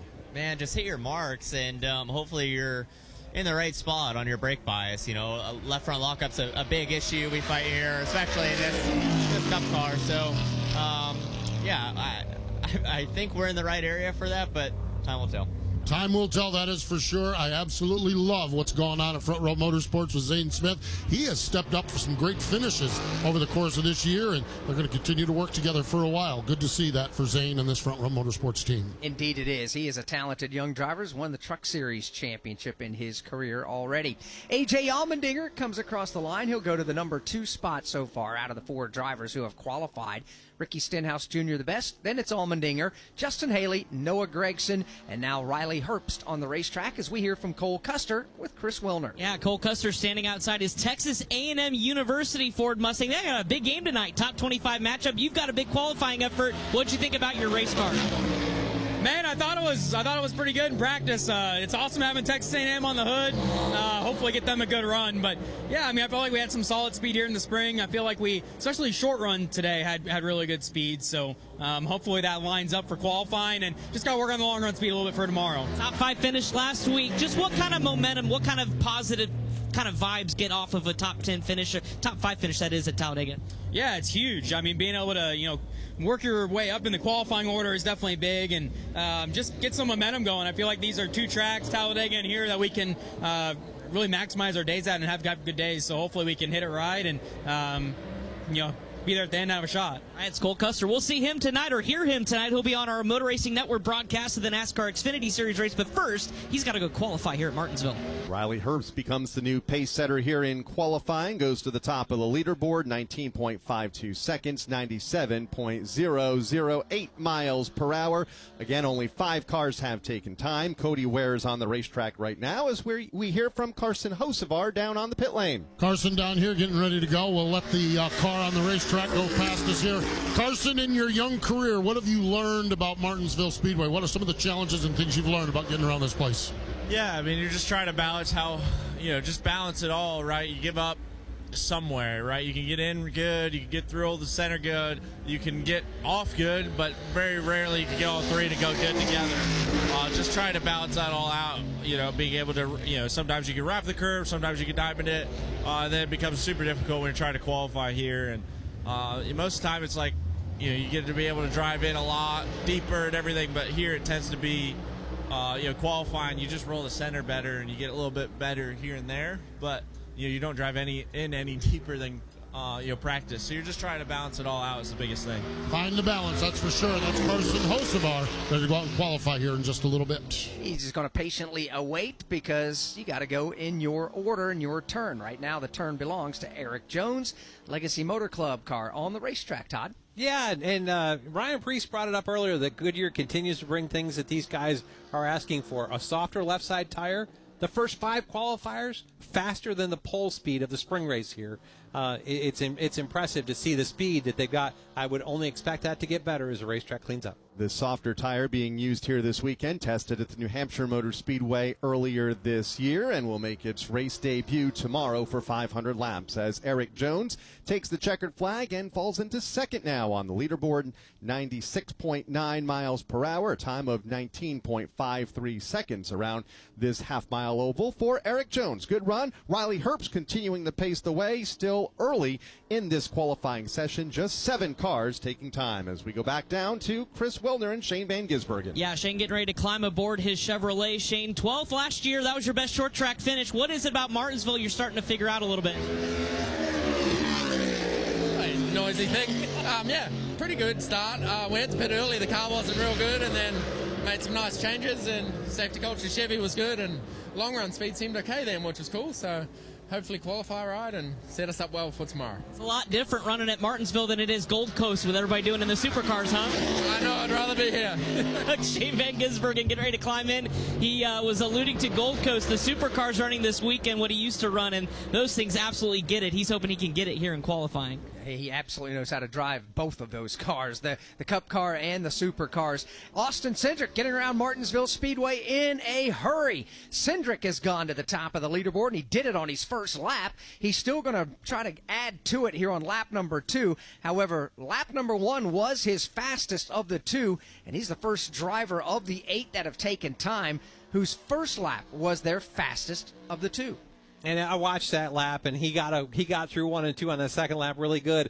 I think he got his confidence up a little too far. Slid up the racetrack in 3 and 4 and lost all of his momentum there. Josh Berry taking the green flag. Fastest lap for Cindric, 19.453 over Riley Herbst, Eric Jones, Ricky Stenhouse Jr., A.J. Allmendinger, Josh Berry on the racetrack as we go back down to the pit lane and hear from Joey Logano with Steve Post. Josh Berry out on a qualifying lap. Of course, he's an alliance team with Team Penske, so Joey Logano keeping a real keen eye on what happens with Josh Berry as he makes his way. Joey, what did you learn about your race car out here as we continue to watch Josh get around this track? I thought we were pretty good to start the run, and then we fell off way too hard. So, you guys got to understand that part of it a little bit more. A little bit to dig into. I don't think we're that bad, though.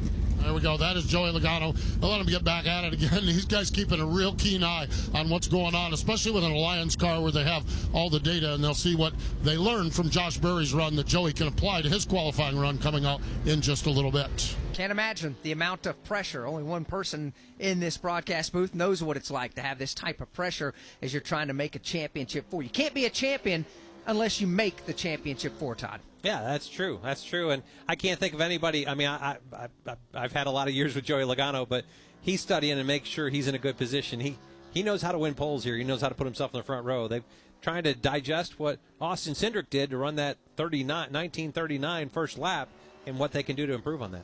10th car to take time on track for Chris Buescher, currently 9th. 19.725 seconds, 96 miles per hour at the end of lap number 1. We'll see if he can pick it up here on lap number 2 as he works the bottom of turns 3 and 4. And we'll see the checkered flag this time by for Chris Buescher. Let's see if he moves up the leaderboard. Checkered is up, and he does. He'll fall into line in 5th at a 19.559 second lap, 96.8 miles per hour, but it's still Austin Cindric at the point here, 10 cars in to pole qualifying for the NASCAR Cup Series. From Martinsville Speedway, this is the Motor Racing Network, the voice of NASCAR. Do you have $10,000 or more in credit card debt? Are you barely getting by making minimum payments? With credit card debt reaching all-time highs, National Debt Relief is letting everyone know about great debt relief options now available to help people with overwhelming credit card debt. These options may reduce a large portion of your credit card debt. Get a free debt relief consultation when you call 800-212-2828. 800-212-2828. That's 800-212-2828.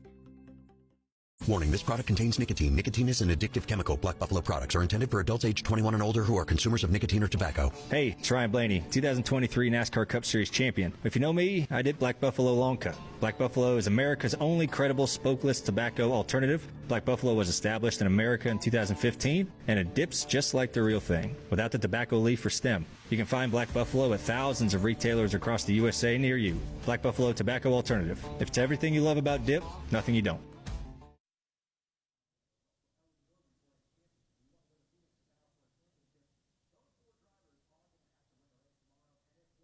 Motor Racing Network with you here on this Saturday afternoon at the Martinsville Speedway in Virginia, qualifying for tomorrow's Xfinity 500 for the NASCAR Cup Series. 10 cars in. Right now it's Austin Cindric pacing the field with a fast time of 19.393 seconds. And it's Riley Herbst, Josh Berry. Eric Jones goes fourth at the moment. Chris Buescher is fifth. Ricky Stenhouse Jr. is sixth. A.J. Allmendinger seventh. Eighth is Justin Haley. Noah Gregson is ninth, and Cody Ware rounds out the 10 cars who have taken time so far. Let's go to pit road and Chris Wilner. Denny Hamlin sitting here getting ready to qualify a little bit later in group number 2. Denny, real quick, you're a 6-time winner. This place has been good to you, but how good does it feel to be here this weekend in a much better position than what you've usually been in this fall race? Yeah, it's certainly going to be pretty enjoyable, and obviously love coming to this racetrack. Love the technique it takes to get around here, and yeah, going to have a fun weekend. I think Todd Gordon pointed out you looked really strong in practice. What did you like about your race car? Yeah, it did a lot of really, did all the things I needed it to do, truthfully. It's so much more about feel for me here at this track over time. But yeah, it had the feelings that it needed to, which is got to fine tune a little bit of stuff to it, but I think we can get there. And as a teammate to a driver with Christopher Bell trying to get in, how much have you been debriefing with him, and how much has he leaned on you here this weekend? Well, obviously, it's a track I'm strong at, so he's really, his style has changed over time due to the success that we've had, and the ability for him to kind of look at all the things that I do, and obviously listening to comments I make pre and post race. So I think he'll be in good shape. Thanks, Denny. Denny Hamlin getting ready to qualify again, a 6-time winner, offering a lot of advice and using his expertise here for his teammate Christopher Bell this weekend. He says so much of this racetrack and being fast here and being good here is about the feel of getting around this and the technique it takes.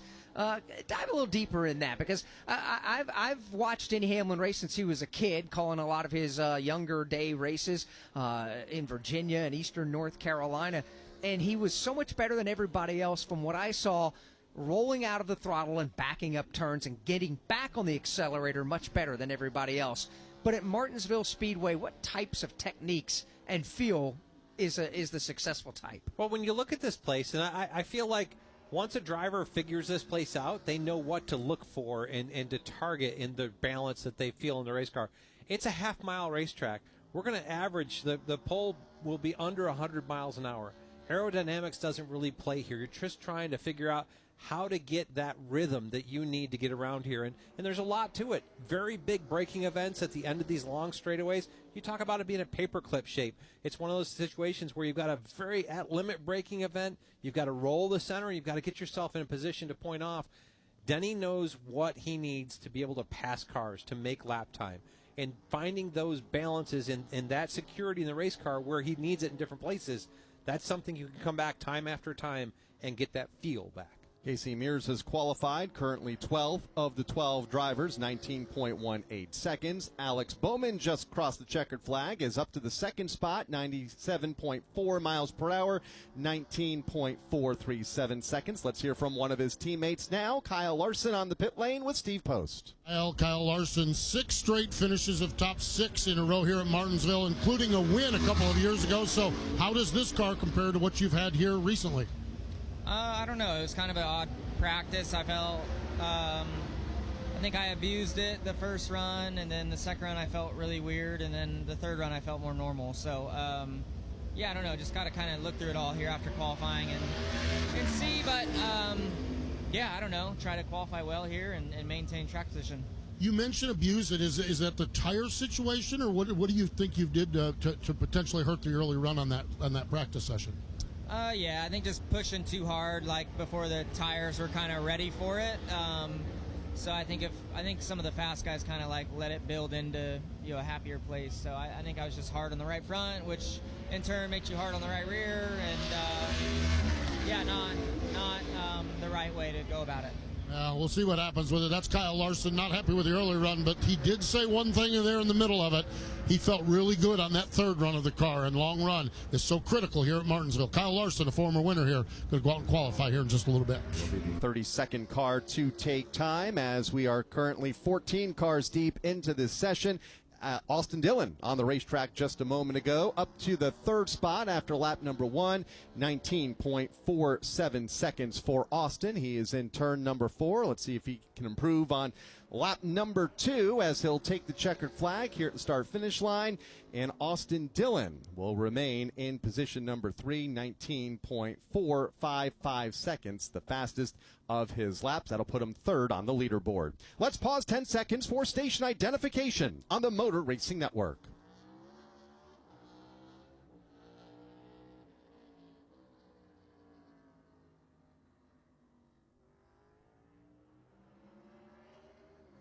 Fourteen of 37 drivers have taken time here at the Martinsville Speedway. Pole qualifying for tomorrow's Xfinity 500 at the Martinsville Speedway.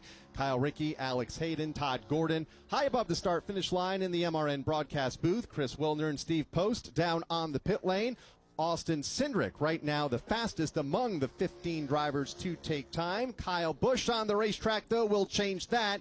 He goes to the pole after lap number 1, 19.352 seconds for Kyle. We'll see if he can pick it up this time as he wraps the bottom of turns 3 and 4.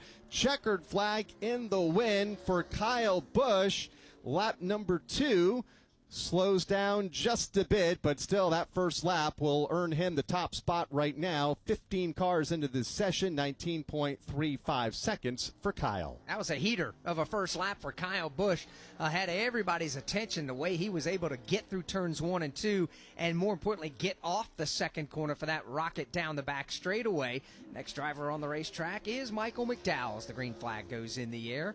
McDowell out of Glendale, Arizona, begins his qualifying effort as we go back to Chris Wilner. Christopher Bell, the 2022 winner here, watching qualifying at Martinsville Speedway. All right, Christopher, what'd you learn in practice, and how is the car here for qualifying? We learned it's a little bit different this time around, for sure. The tire change seems to be a pretty big deal.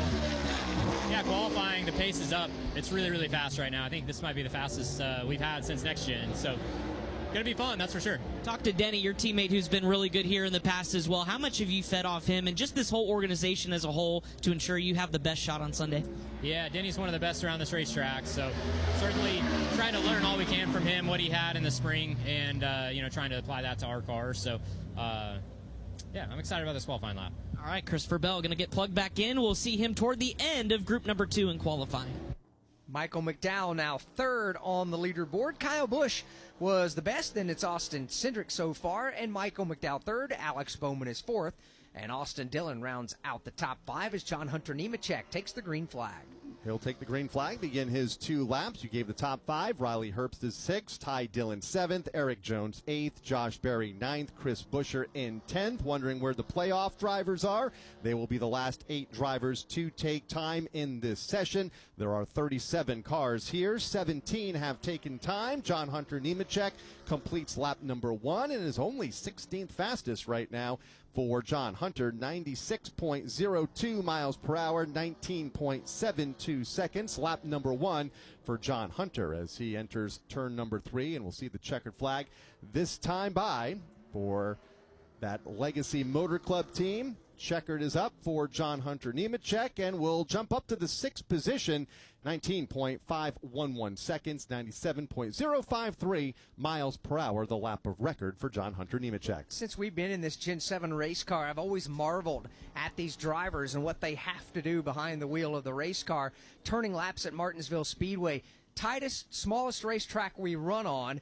Throw in the fact that you're racing around competition, whether they're lap cars or dealing at the front of the field or in the middle of the field, but yet you're having to change gears. They run fourth gear on the straightaways. They downshift to third in the corners, up and down every single lap. So much that these drivers have to do. Back to pit lane. Let's hear from one of those drivers. William Byron, a two-time winner here at Martinsville Speedway as he's making his way to his car. So, William, we watched some practice. It looked really good. I think you were a little fastest on one of the longer runs. How did the car feel?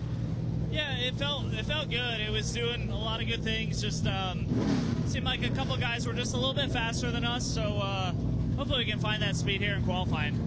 He's getting ready to qualify, as a matter of fact, getting the earpieces in and getting ready to climb aboard the Chevy. It is a beautiful red, white, and blue Chevy Cincinnati. They do lasers, press brakes, and shears, and all kinds of neat things here. Good partner of Hendrick Motorsports. He's got a good-looking race car and looked good on the long run during our practice earlier today. Daniel Suarez just wrapping up his qualifying effort, currently 12th of the 18 drivers that have taken time, with a fast lap of 19.56 seconds, equating to 96.8 miles per hour, as Ryan Preece takes the green flag and will become the 19th driver to take time. Preece, the exit turn number 2, the former NASCAR Wheel and Modified Tour champion. We thank him and joining us for our broadcast of the Modified Tour Championship race on Thursday night to open up the race weekend. Celebrating his birthday today, takes the white flag and will complete lap number 1 for Ryan. Lap 1 puts him 13th on the leaderboard out of the 19 drivers that have taken a lap. You do get 2 here if you would like to have a second lap. You can do that here on the short tracks this year in pole qualifying. Here's Ryan Preece exiting turn number 4. Back to the checkered flag he'll go, trying to improve a bit, and he does so. He'll leapfrog up to the number 5 position. With a time of 19.38 seconds, 97.4 miles per hour for Ryan Preece, but it is Kyle Busch leading the way, 19 cars into this qualifying session. About halfway through, it's Busch, Austin Cindric, Michael McDowell, Alex Bowman, and Ryan Preece 5th. From Martinsville Speedway, this is the Motor Racing Network, the voice of NASCAR. Hello? Hey, it's your man tank again. I just talked to the taste buds. We're all worried about you, Tim. What do you mean?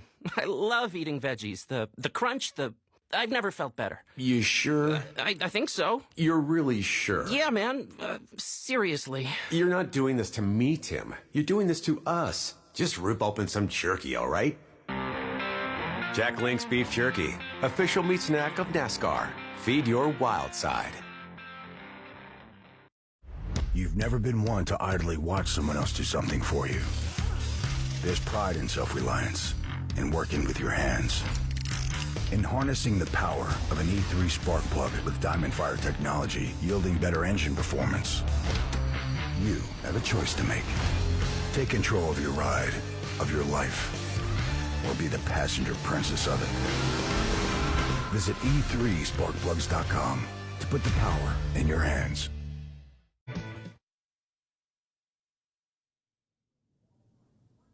Sparkplugs.com to put the power in your hands.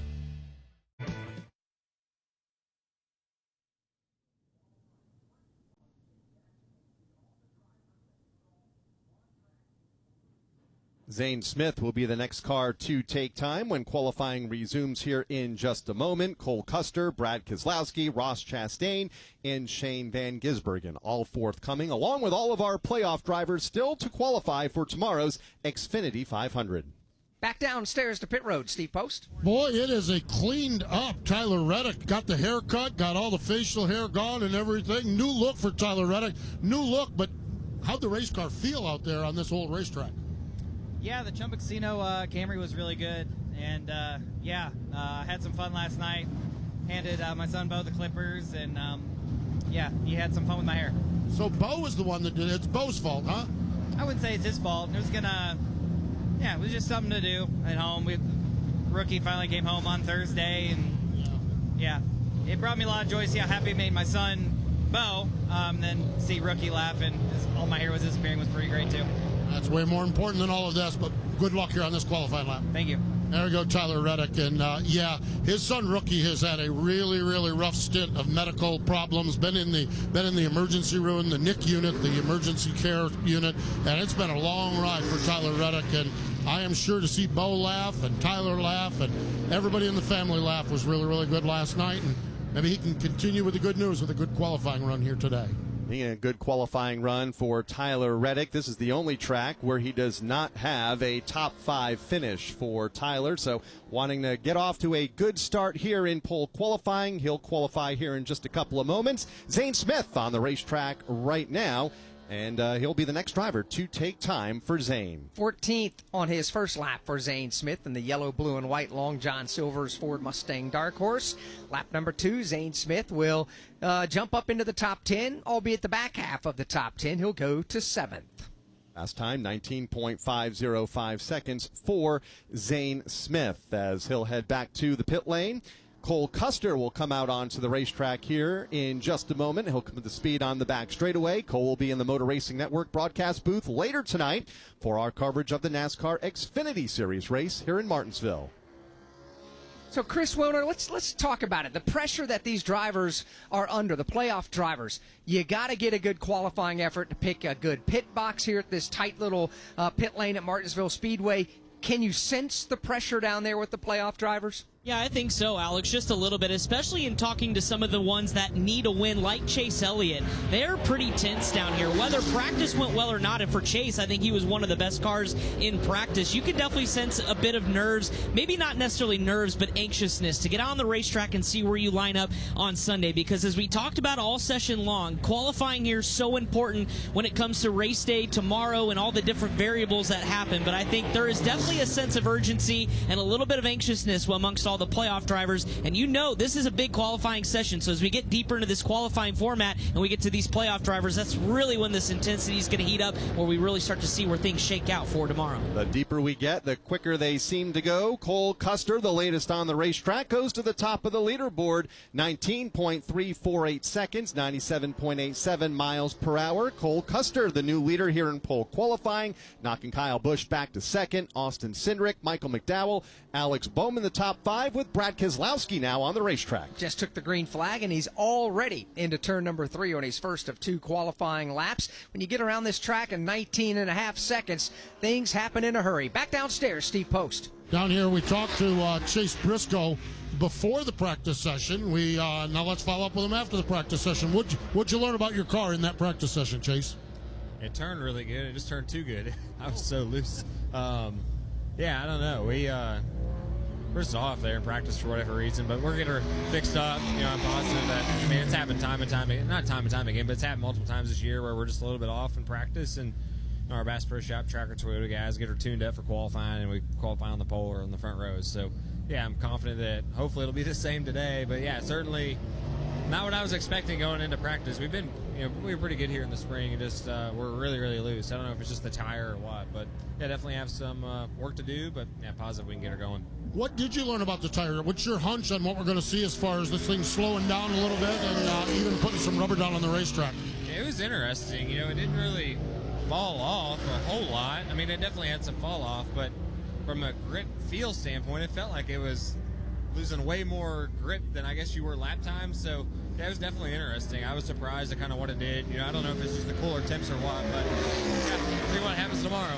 See what happens tomorrow. That's what we're all looking for. That's Chase Briscoe. Chase will be the last car out to do a qualifying lap here today. Based on the metric and his win at the Talladega Superspeedway a week ago. Brad Keselowski qualified a moment ago. He is currently 8th. Ross Chastain on the speedway right now. Lap number 1 will be the lap record for him and will land him in the 5th spot, 19.40 seconds. Had quite the moment over in turn number 3 just a second ago on lap number 2 for Ross. I slid up the racetrack under braking in turn number 3, essentially killed the whole lap. And Todd, no need to go ahead and abuse the tires and take a big risk when you knew that second lap was not going to get the job done. When the steering wheel turns back to the right in the middle of the corner, you know that you've lost all the momentum. So, yeah, Ross Chastain just rolled it around here, committed to getting that point, but no, that was going to be a no bueno, not faster. Interesting on Chase Briscoe's conversation there that lap times are not degrading, but the handling of the race car was. That's a raceability piece. We talked earlier about Denny Hamlin wanting to feel the right things.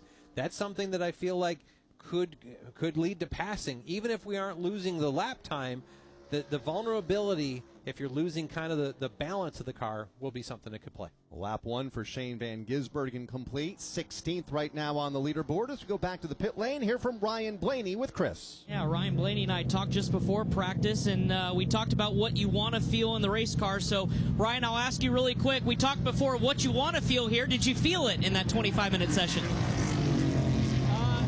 At moments. I didn't think we had bad speed. I feel like we can get our car driving a little bit better. Hopefully we'll be in the ball game. But yeah, the new left side tire really kind of showed its hand in that practice. So hopefully that gives us a little idea of what to expect for tomorrow. But yeah, I was fairly satisfied with practice. Just definitely gives us the direction where we need to go. Where did the track rubber? Did it take enough rubber that you thought, or maybe not as much? I thought it took a little bit of rubber. Definitely got black. Didn't like ever clump, but you rarely see that in practice, especially with it being as cool as it is. Track temp kind of dropped a lot for Group 2. So I think tomorrow it'll probably just continue to get darker and darker and rubber down. But I'm just guessing, so we'll see. That's Ryan Blaney getting ready to qualify again late in Group number 2. We were standing on the pit wall right at the entrance to turn number 1 the last several minutes, just taking a look at how these cars are entering the corner. And it is one of the most unique parts of this racetrack, is you can get literally on the racetrack here on pit lane, and as these cars whiz by, it's pretty incredible. You don't think they go fast from high above, but boy, when you're down here at ground level, it is pretty incredible.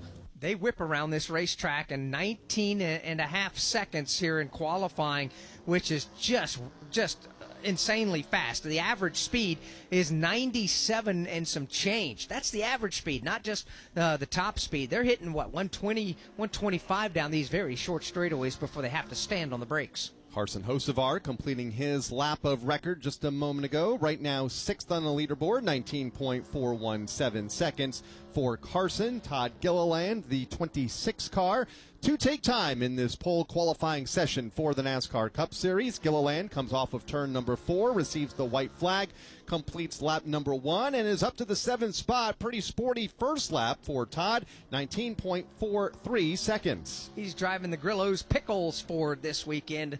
Always a popular paint scheme when they run the Grillo's scheme here in the NASCAR Cup Series. Here he is up off turn number 4. Lap number 2 for Todd Gilliland, trying to improve. He will not.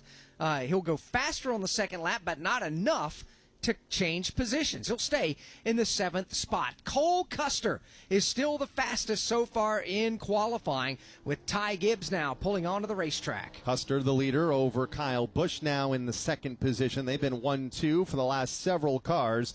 Austin Cindric, Michael McDowell, a good effort. Ross Chastain, the top 5. Green flag is up for Ty Gibbs, the 27th driver to take time, closing in on the 8 drivers in the playoffs, and the same 8 looking for a spot in the championship 4 next week at the Phoenix Raceway, and it starts here today. A good qualifying effort will go a long way for a run for a championship, potentially for one of those drivers, as Ty Gibbs up to 3rd on lap number 1, 19.372 seconds around this half-mile Martinsville Oval.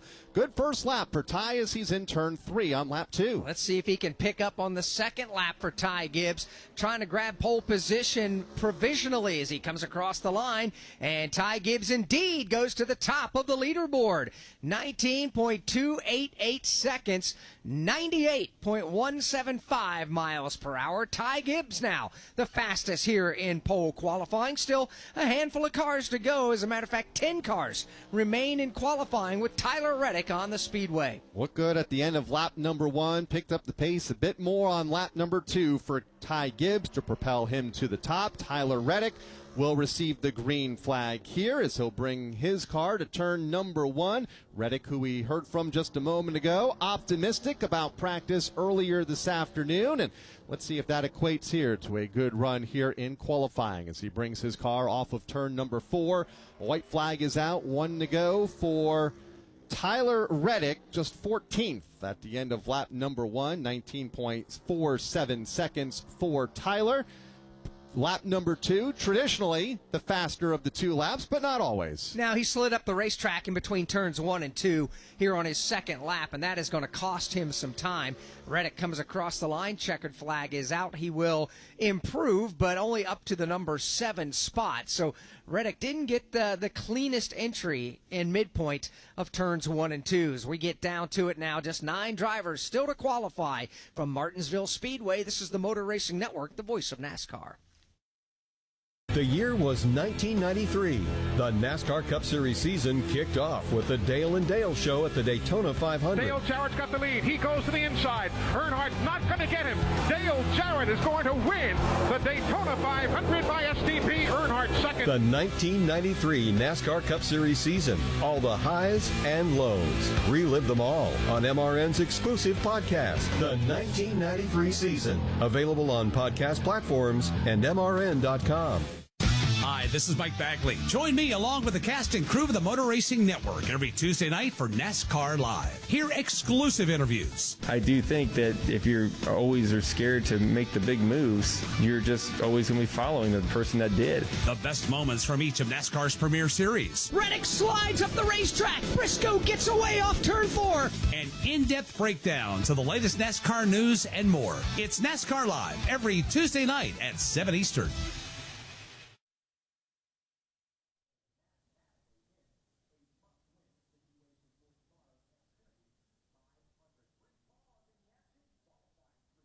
We welcome you back to Martinsville Speedway. Pole qualifying for tomorrow's Xfinity 500 is ongoing. Just 9 drivers left to qualify. Don't forget, coming up later on tonight, it's the IAA Ritchie Brothers 250 for the NASCAR Xfinity Series. Motor Racing Network airtime, 7 o'clock Eastern, as Cole Custer will join us on the broadcast later on tonight, who currently sits second in pole qualifying right now. And then tomorrow, it's the Xfinity 500 for the NASCAR Cup Series. Motor Racing Network's NASCAR Live Race Day to get the table set for you. That is at 1 o'clock Eastern tomorrow. Let's tell you where your favorite driver has qualified thus far. 28 strong, 9 to go. Ty Gibbs, current pace setter over Cole Custer, Kyle Busch, Austin Cindric, Michael McDowell, the top 5. Then it's Ross Chastain, Tyler Reddick, Carson Hocevar, Todd Gilliland, and Alex Bowman currently in the top 10. You got Ryan Preece currently 11th. Brad Keselowski is 12th, and Austin Dillon 13th.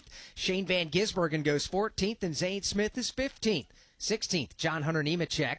Riley Herbst currently 17th. Ty Dillon is 18th. Josh Berry 19th, and Eric Jones is 20th. Then it's going to be Chris Buescher next in line in 21st, Daniel Suarez 22nd, Ricky Stenhouse Jr. 23rd, A.J. Allmendinger 24th, Justin Haley 25th, Noah Gragson 26th, Cody Ware 27th, and Casey Mears in 28th of the qualifiers thus far, as the next car is on the racetrack as they come off of turn number 4. Green flag is up for Bubba Wallace. So Bubba Wallace and his purple and white Xfinity Toyota makes its way off turn number 2. First lap on going for Bubba Wallace. He'll stab the brakes in turn 3, downshift to third gear. His car moves up off the bottom of the racetrack. Let's see if Bubba can try to regain that lost time that was just happening in turns 3 and 4. Lap number 1 in the books for Bubba, 14th fastest, 19.459 seconds. Lap number 1 for the Xfinity Mobile Toyota of the 2311 Racing Camp. Into turn number 4, so we'll see the checkered flag this time and see if he can move his way into the top 10 for Bubba Wallace. Checkered flag is out, and he will stay in the 14th position. Fastest lap of the 2 at a 19.459 second lap. So Bubba Wallace will not make the top 10. It's only one round of qualifying, and Chase Elliott brings his bright red Chevrolet on the racetrack. Got Lumar on board his race car this weekend. Chase Elliott, pretty good race car in practice today on the longer run, but it's all about raw speed and 2 laps now to figure out where he will start. He's our first playoff driver to take time. Chase Elliott on the racetrack. 8 drivers that have had a lot of success here at the Martinsville Speedway over the years. All but one have a win. That one, of course, is Chase Briscoe, last week's Talladega winner.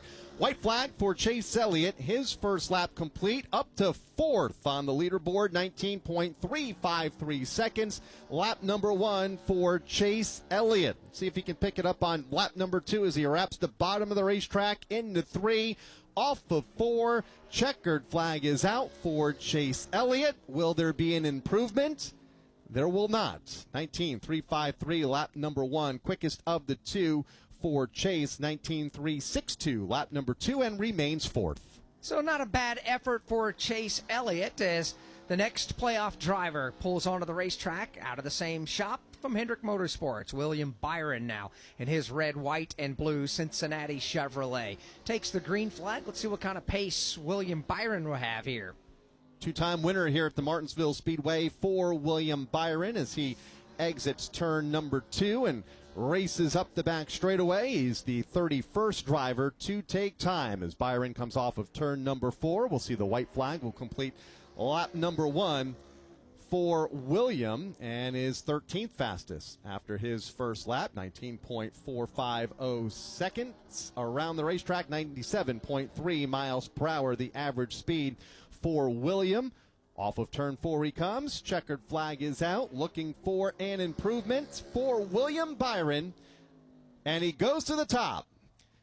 New provisional pole sitter, 19.286 seconds, an average speed of 98.185 miles per hour. So great lap. Second lap for William Byron puts him at the top of the leaderboard. Another Hendrick Motorsports Chevrolet now. Kyle Larson, he's on the racetrack. His red, white, and blue HendrickCars.com Chevy. Green flag goes in the air off the right hand of Joey Aycock, and Kyle Larson is on it.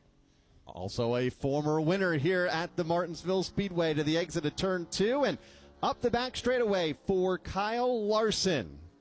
Looking to move that car into at least the top 10, maybe the top 5. We saw Byron, his Hendrick Motorsports teammate, jump to the top of the leaderboard on his second lap. Larson at the end of lap 1 now is 6th fastest, 97.699 miles per hour for Larson, 19.38 second lap. Lap number 2 for Kyle Larson. Hendrick Motorsports cars look good in practice earlier, and they look good in qualifying here. Larson, 3rd fastest. Lap number 2 a little bit quicker, 19.315 seconds for Larson, who will fall into the 3rd spot. So Kyle Larson will go back to pit lane. That'll bring us to Ryan Blaney, who pulls up onto the racetrack. Byron the fastest so far. You got Ty Gibbs currently 2nd. Kyle Larson 3rd. 3 playoff drivers have taken time. Byron being the fastest, Larson being 3rd, and Chase Elliott now back to the 6th spot. Ty Gibbs still in the 2nd position. Cole Custer 4th, just behind Larson. Kyle Busch in 5th on the racetrack now. Ryan Blaney looking to complete lap number 1 here this time as he brings his car off of turn number 4. See what Ryan Blaney can do at the end of lap number 1 in the Discount Tire Ford as he goes back to 1. And Blaney deep in the running order, 28th for Ryan Blaney. 19.637 seconds, slid up a bit in turn number 3 on lap number 1. Wraps it around off of turn 4. Checkered flag is out, looking for a big pickup here on the 2nd lap, but he doesn't get it. A bit of a pickup, but only to the 27th position for Ryan Blaney with a fast lap of 19.606 seconds. Well, we're going to have to wait and see what kind of long-run speed Ryan Blaney is going to have, and if his car has got some drivability, because he's going to have to pass some race cars in tomorrow's Xfinity 500. Denny Hamlin's team now giving a shove to that bright orange King's Hawaiian Toyota to try to get it rolling here up off the pit lane. Finally, it takes fire, and Denny Hamlin goes to the gearbox to come up to speed. He'll take the green flag this time by. 6-time Martinsville winner for Denny Hamlin as he comes off of turn number 4. Green flag is out for Denny. Denny Hamlin now back into turns 1 and 2 as he downshifts into turn 3. Here he goes. Hamlin on the back straightaway. Lap number 1 for Denny Hamlin. He's already part of the championship 4, just trying to get a good starting spot for the Xfinity 500. To complete lap number 1 for Hamlin. So the white flag is out from the starter stand, just 15th fastest at the end of lap number 1, 19.45 seconds for Denny. A bit slower than we anticipated after lap 1. Let's see about lap number 2 as he swings it off of turn number 4. Checkered flag in the wind for Denny Hamlin. And lap number 2, big improvement up to 4th, 19.347 seconds, 97.87 miles per hour for Denny Hamlin. 3 drivers left to qualify. Joey Logano will go onto the speedway next. Christopher Bell and Chase Briscoe will be the 3 drivers remaining here in qualifying. And Todd, the information that you were able to pick up on early on still stands. As we sit, 32 of the 34 drivers that have taken time are faster than the spring race here, pole time. So a big improvement. New tire on the car as well. That certainly helps. Goodyear bringing a little more grip to it, and I expect the last 3 to be well up there as well, as Joey Logano is on the racetrack on his first time lap. The orange and red numeraled Shell Pennzoil Ford takes the white flag. Lap number 1 in the books for Joey Logano. Just 20th right now on the leaderboard. 19.477 seconds for Logano as he goes into turn number 3 here on lap number 2. Still mid-pack for Joey Logano. Checkered flag is up. Lap 2 in the books, and a big pickup up to the top 5. In fact, he'll settle in the line in 4th. 19.322 seconds for Joey Logano. 2 drivers left to qualify, both of them coming out of the Joe Gibbs Racing stables. It'll be Christopher Bell who will pop the clutch and roll out onto the backstretch here at the Martinsville Speedway. C. Bell dives for the bottom of the racetrack, trying to get some heat in the brakes. The tires a little warmth as the green flag goes in the air for the Oklahoma native. Bell, also a former winner here at the Martinsville Speedway, takes the green flag, brings his Toyota to the exit of turn number 2, and racing up the back straightaway on the first of his 2 timed laps. 2 to go here in this qualifying session. Driver to beat, William Byron, 19.286 seconds, the fastest lap for Byron. Bell just 17th after lap number 1, 19.446 seconds. Bell on the back straightaway as he works his way into turn number 3 as he rolls out of the throttle, taps the brakes, puts the car on the bottom of the track. However, it just ever so gently in the middle of the corner drifts up. Christopher Bell, checkered flag in the air.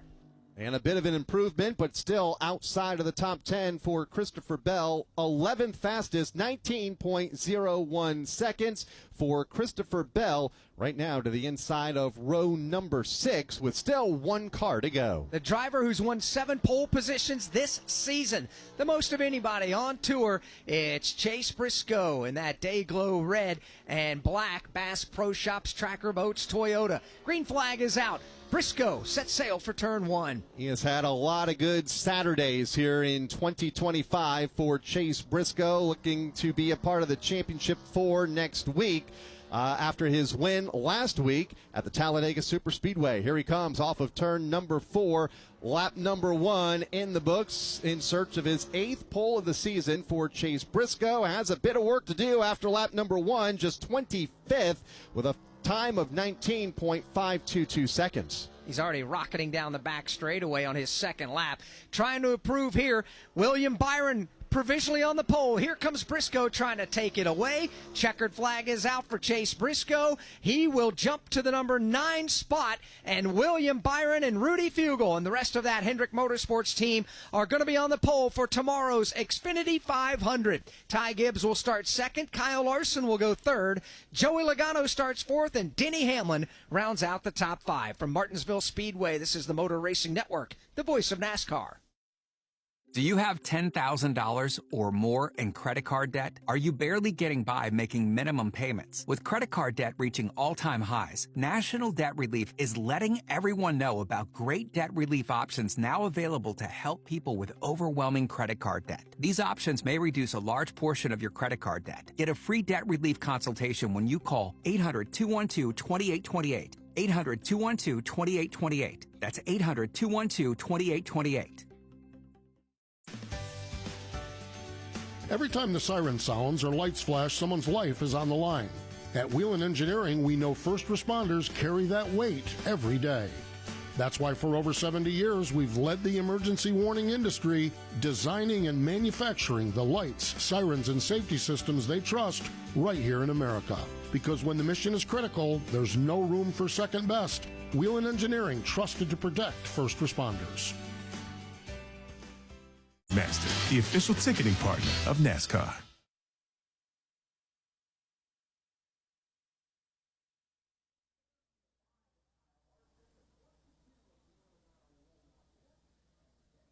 William Byron will lead the field of the green flag in tomorrow's Xfinity 500. Steve Post, you're there. 97.357 miles per hour. William, with the way this round has gone, with some weird things happening, how good is it for something good to happen and get this pole starting spot for tomorrow's race? Yeah, it's a nice, little consolation prize, I guess, but the big prize is tomorrow. So, yeah, it feels good. I don't want to get too fired up about it, but the pit stall is nice as well. So, just gotta execute all day and have a good third stage. That's what matters. How does we talked about you having a really good long run speed. Did the short run speed surprise you, or has this car did you feel you had a run for the pole also? It did surprise me because I felt like I was going hard on the short run in practice and not really the fastest car, but I felt good. So I just knew if I in qualifying could just trust that balance a little bit more and lean into it, maybe I could find a little bit of pace. And the first lap wasn't what I wanted. I don't even think I looked down at the lap time, and then I was like, I don't think that's a great lap. And then the second lap, it finally came in, and everything worked out, and I barely got it at the line. So exciting. Rest well tonight. We'll see you tomorrow. Yeah, thank you. William Byron's going to lead us to green the 16th time in his career. He's a pole winner, third time this season, and he is going to lead us to green tomorrow here at Martinsville. Talk about how track position is so important. He'll have the best track position of them all when we take the green flag tomorrow here in the Xfinity 500 at the Martinsville Speedway. He'll lead the field of the green flag over Ty Gibbs, Kyle Larson, Joey Logano, and Denny Hamlin, the top five. Don't forget, coming up at the top of the hour, the NASCAR Xfinity Series will race here at Martinsville. The IAA Ritchie Brothers 250 Motor Racing Network, again, top of the hour, 7 o'clock Eastern Time. Tomorrow, 1 o'clock Eastern for NASCAR Live Race Day in the NASCAR Cup Series Xfinity 500. Big thanks to Todd Gordon, Kyle Rickey, Steve Post, and Chris Wilner. My name's Alex Hayden. We'll talk to you at the top of the hour. Motor Racing Network's coverage of practice and pole qualifying